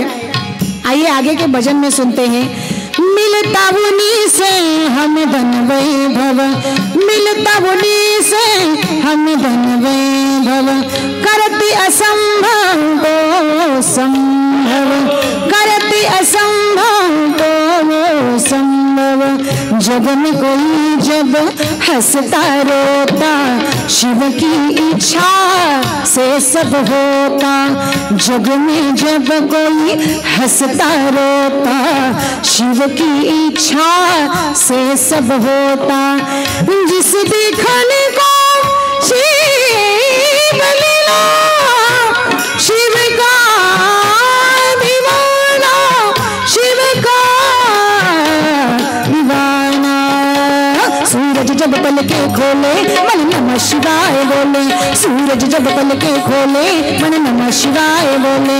मैं दुनिया से क्यों डरूं रे नक्षत्र है शिव भोले। सूरज जब पल के खोले मन नमः शिवाय बोले। सूरज जब पल के खोले मन नमः शिवाय बोले।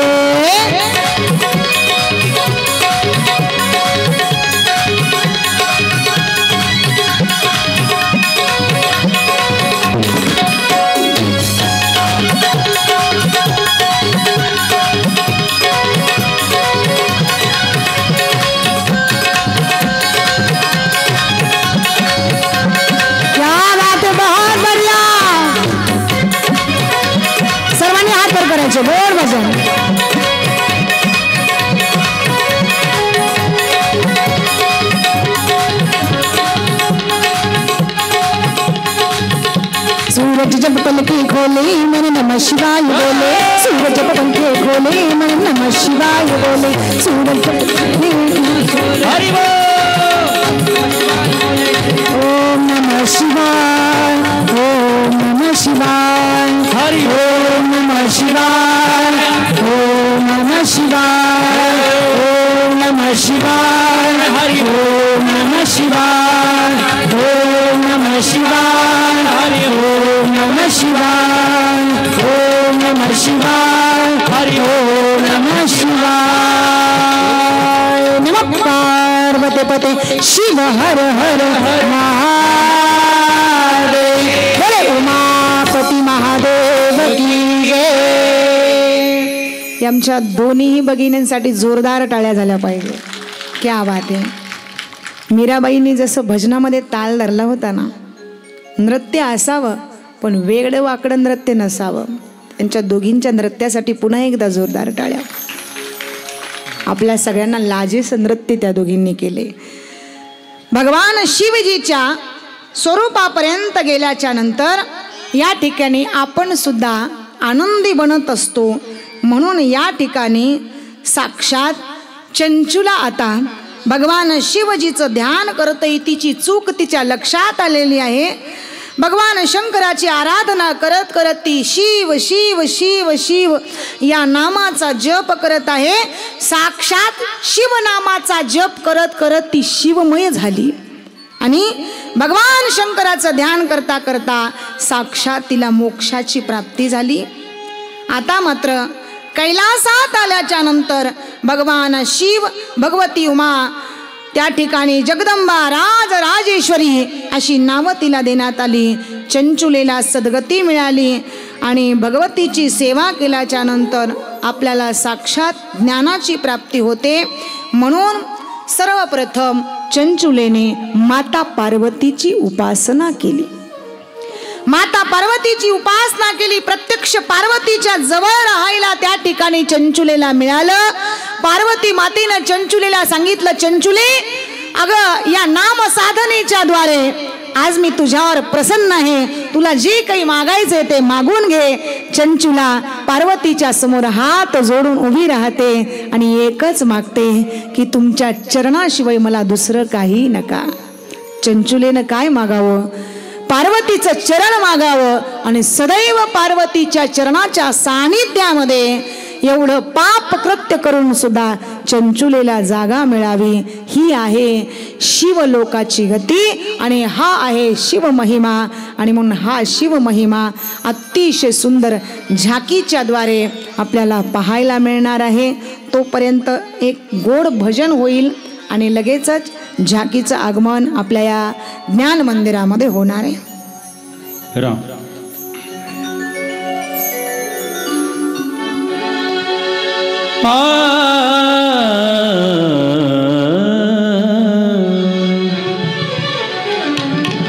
भोलेनाथ से निराला और कोई नहीं, भोलेनाथ से निराला कोई और नहीं, भोलेनाथ से निराला कोई और नहीं, भोलेनाथ से निराला कोई और नहीं, भोलेनाथ से निराला कोई और नहीं, भोलेनाथ से निराला कोई और नहीं, भोलेनाथ से निराला कोई और नहीं, भोलेनाथ से निराला कोई और नहीं।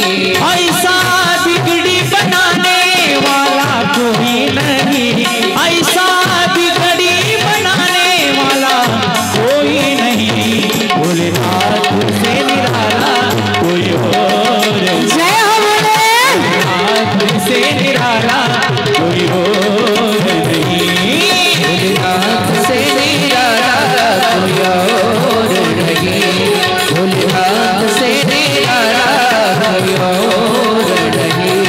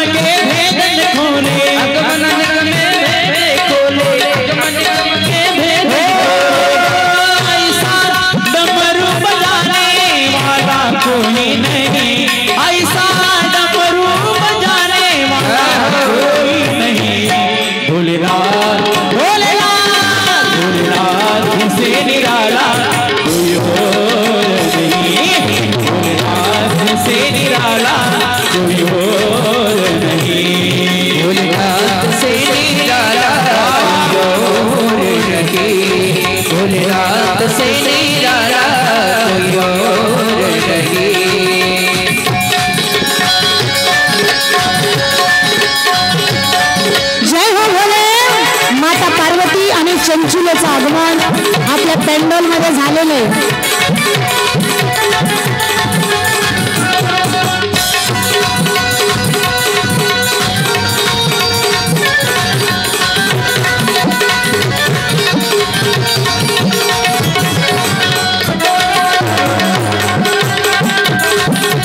जय हो भोले.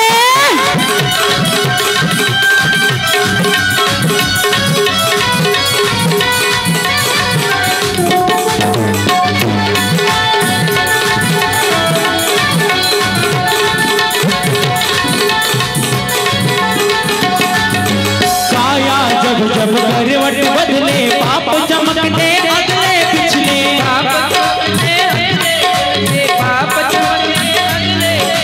काया जब जब करवट बदले पाप चमकते अगले पिछले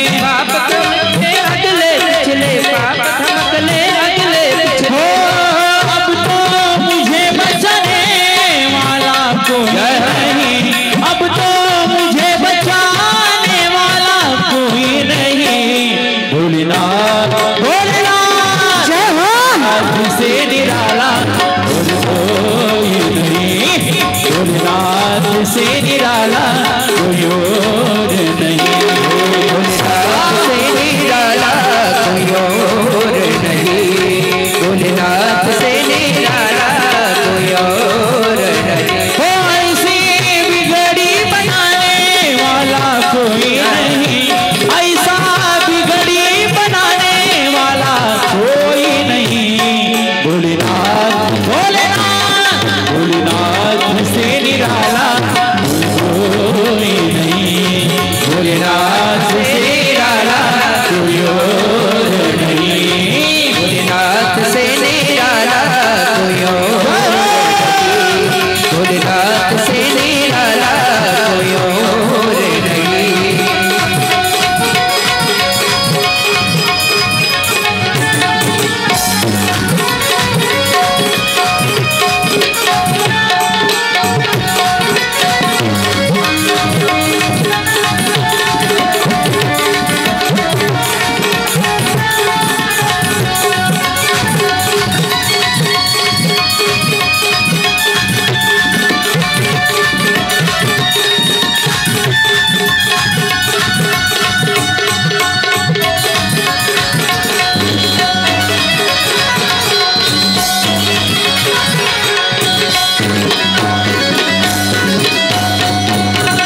क्या बात है. जोरदार टाळ्या. नम पार्वतीपती शिव हर हर महादेव. चला आता लगेचच चंचुला आणि माता पार्वती यांचं आगमन पेंडॉलमध्ये होणार आहे.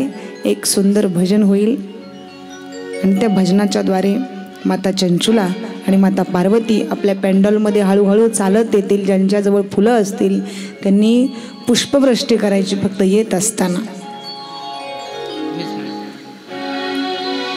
हो स्वागतम भोलेनाथ सुस्वागतम भोलेनाथ. जय हो स्वागतम भोलेनाथ सुस्वागतम भोलेनाथ, स्वागतम भोलेनाथ सुस्वागतम भोलेनाथ, स्वागतम भोलेनाथ सुस्वागतम भोलेनाथ.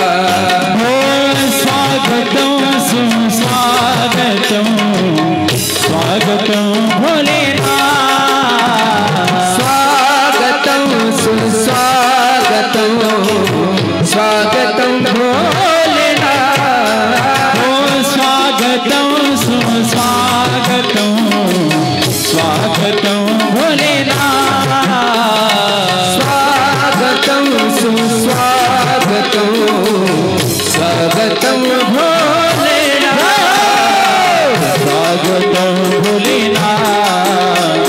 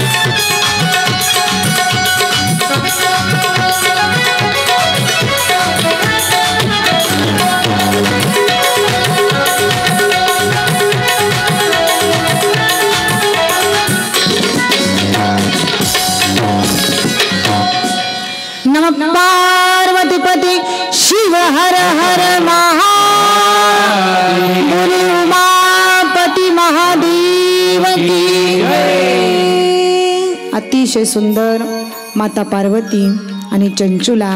आता चंचुला माता पार्वतीचं दर्शन घेते. चंचुलेनं माता पार्वतीचं दर्शन घ्यावं आणि साष्टांग प्रणिपात करावा.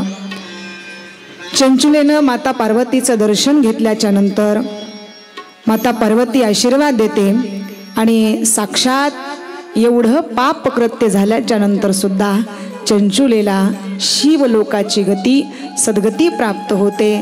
म्हणून जे कोणी ही शिवकथा अंतकरणातून श्रवण करतात चंचुलेला सद्गती प्राप्त व्हावी आणि चंचुलेचं जीवन धन्य बनावं, त्याच पद्धतीनं आपलं सुद्धा जीवन धन्य बनावं असं वाटत असेल तर उद्याच्या कथेसाठी आपण सर्वांनी योग्य वेळेला हजर राहायचंय.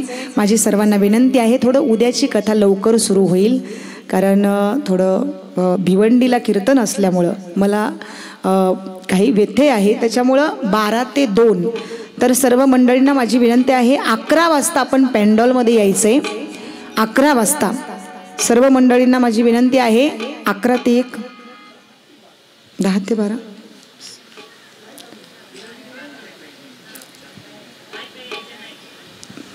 येणं शक्य नाही ना तेवढ्या दूर. 11 ते 1 सर्वांनी 11 ते 1 या वेळेमध्ये, कारण आपली घरची सुद्धा कामं आटोपून आपल्याला यावं लागतं. याचा विचार मी करून 11 ते 1 हा वेळ बरोबर घेतलेला आहे, कारण पुढचा प्रवास खूप दूरचा आहे. तर सर्व श्रोतूवर्गांना माझी पुनश्च एकदा विनंती आहे, आपण 11 ते 1 या वेळेमध्ये हजर राहायचंय, बहुसंख्येनं यायचंय. आज एकटे आलात तर उद्या येत असताना आपण आपल्या जोडीदारांना, आपल्या मैत्रिणींना, आपले कोणी सखे इष्ट मित्र जे कोणी असतील त्यांना सगळ्यांना सांगा की या सुंदर अशा प्रांगणामध्ये भव्य दिव्य अशा शिव महापुराण कथेचं आयोजन केलेलं आहे.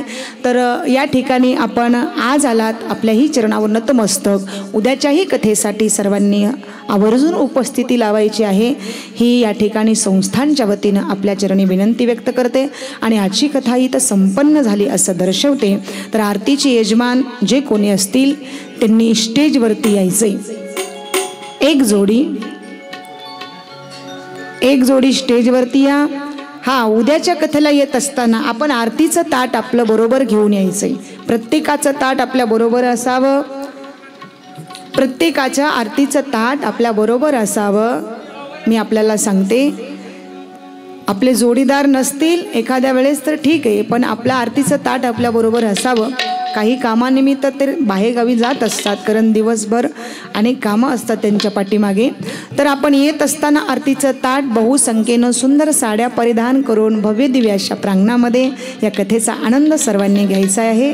विनंती करते सर्वांनी आपण जाग्यावरती उठून उभं राहायचंय. आरती के लिए सभी भक्तगण आप अपने स्थान पर खड़े हो जाइए.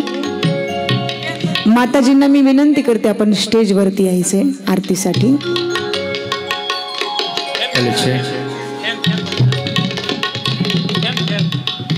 हाँ, वाह वाह, क्या बात है.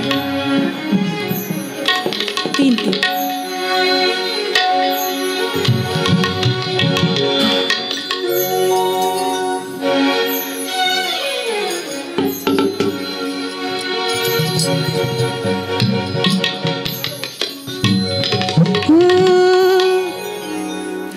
जय तुझे देवा सदाशिवा आरती महादेवान. जय तुझे देवा सदाशिवा आरती महादेवान. जय तुझे देवा आरती महादेवान. जय तुझे देवा सदाशिवा आरती महादेवान. जय तुझे देवा.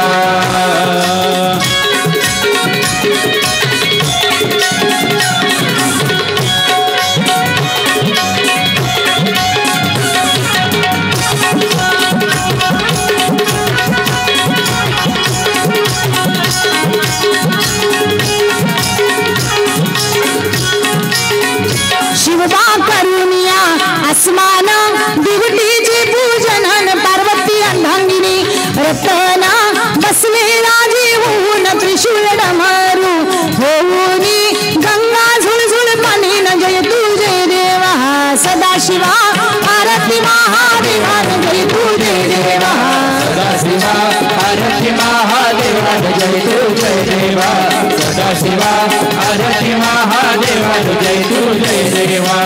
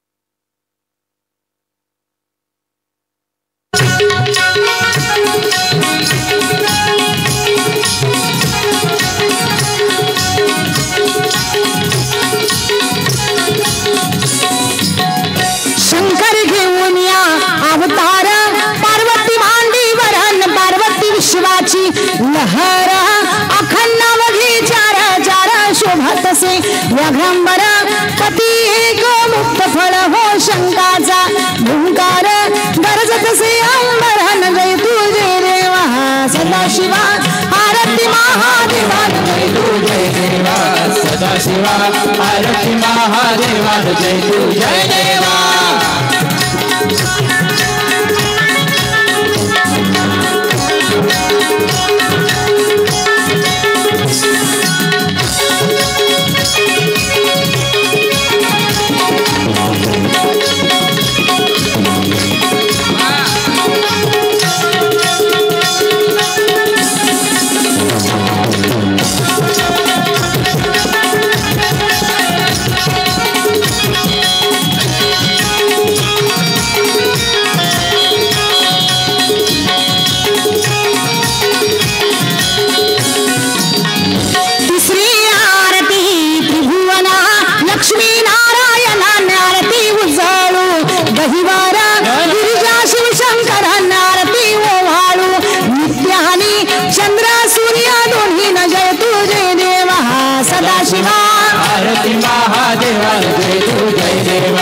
सदाशिवा आरती महादेवाला जय तू संभल संभल संभल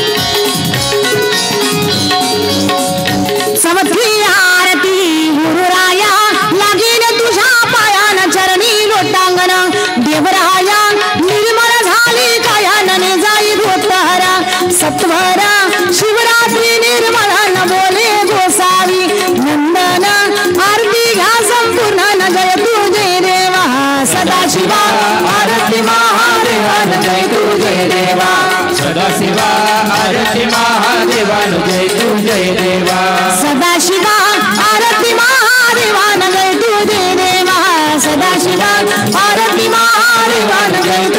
देवा सदाशिवा आरती महादेवाला जय तू जय देवा सदाशिवा आरती महादेवाला जय तू जय देवा कर्पूर गौरं करुणावतारं संसार सारं सदा वसन्तं हृदयारविन्दे भवं भवानी सहितं घाली लोटांगण वंदिन चरण डोळ्यान पाहिन रूपसुत प्रेमे आलिंगन अनंत पूजन भावे वाणी नमने त्वमेव माता पिता त्वमेव त्वमेव बंधु सखा त्वमेव विद्याधरं त्वमेव त्वमेव शरणं कायेन वाचा मनसेन्द्रियेर्वा बुद्ध्यात्मना वा प्रतिसवा करोमि यत्नं सकल परस्मै नारायणाय समर्पयामि अच्युतं केशवं राम नारायण कृष्णदामोदरं वासुदेवं विपुलं मदं गोपीकावल्लभं जानकीनायकं हरे राम राम राम हरे हरे हरे कृष्ण कृष्ण कृष्ण हरे हरे राम राम राम हरे हरे हरे कृष्ण कृष्ण हरे हरे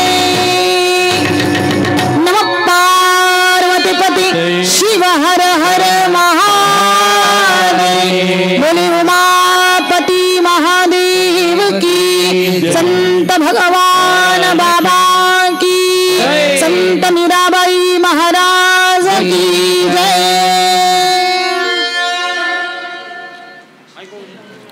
सर्वांनी खाली बसून घ्यायचे पसायदान होईल।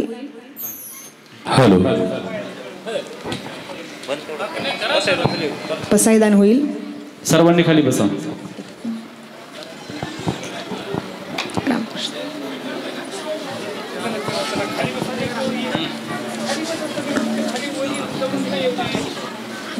पसायदान आता विश्वात्मके देवे एणे वाग्यज्ञ तोषावे तो शोणी मज जावे पसाये दान हे जे खडांची व्यंकटी साडो तया सत्कर्मरती बाढो भूता परस्परस पडो मैत्र जीवांचे दुरितांचे तिमिर जावो विश्वस्वधर्म सूर्य पाभो जो जे वांछिल तो ते लावो प्राणी जात है वर्षद सकळ मंडळी विश्वनिष्ठांची मांदियाडी अनाभुवर्त भूमंडळी भेटो तया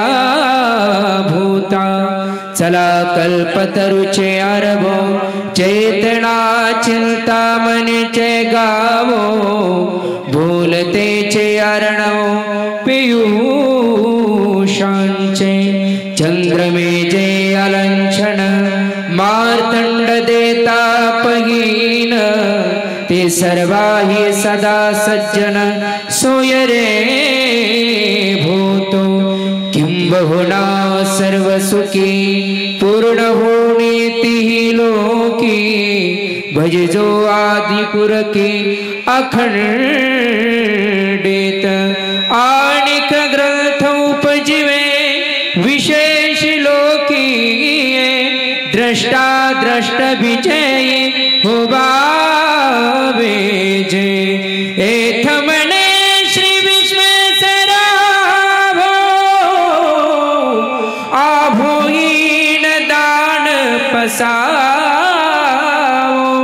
एने वरे ज्ञान देवो सुखिया एने वरे ज्ञान देवो सुखिया जहाला पुंडलिक वरदा हरि विठ्ठल श्री ज्ञानदेव तुकाराम भगवान की जय। हॅलो आई साहेबांच्या 27व्या पुण्यतिथीनिमित्त महाराष्ट्रातील सुप्रसिद्ध कीर्तन रत्न आमच्या भगिनी अंजलीताई केंद्रे प्रदेशाध्यक्ष अखिल भारतीय वारकरी महासंघाच्या ह्या प्रदेशाध्यक्ष आहेत। यांनी सुंदर अशी कथा केलेली आहे। सोडून या धन उत्तम व्यवहारे जोडून या धन उत्तम व्यवहारे। तर संस्थांच्या आणि गावकऱ्याच्या वतीने ताईंचे खूप खूप अभिनंदन। आणि उद्या सकाळी ठीक 11 ते 1 वाजता कथा सुरू होणार आहे आणि आपण आपले जोडीदार घेऊन या सोबत आरतीसाठी। यानंतर माताजी बोलतील। खरोखरच अंजलीताई काय कथा आहे, काय मूळ सांगितलं। खूप खूप खूप धन्यवाद। अशीच प्रगती होत राहू आणि शिवकथा सांगाई तर ताईनं सांगाई अगदी स्पष्ट आवाजात गायन वादक वा आणि आमचे माईक सिस्टीम वाले तर त्याच्यापेक्षा भारी आहेत। खरोखरच रंग आला बरं का आपल्या सप्त्याला कथेला रंग आला आणि सुरते मंडळी भरपूर आली। महिला मंडळ उद्या जास्त या जास्त जास्त या महिला मंडळ उद्या।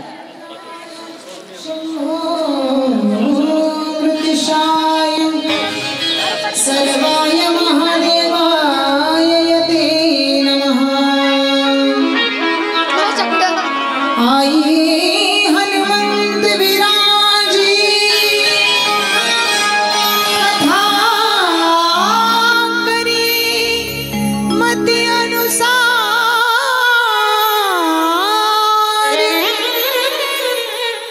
प्रेम सहित गति धरो पधारे पवन कुमार पधारे पवन कुमार पधारे पवन कुमार।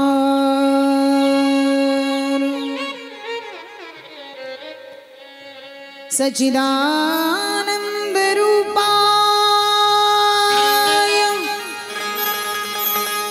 सदा सौम्य शक्ति है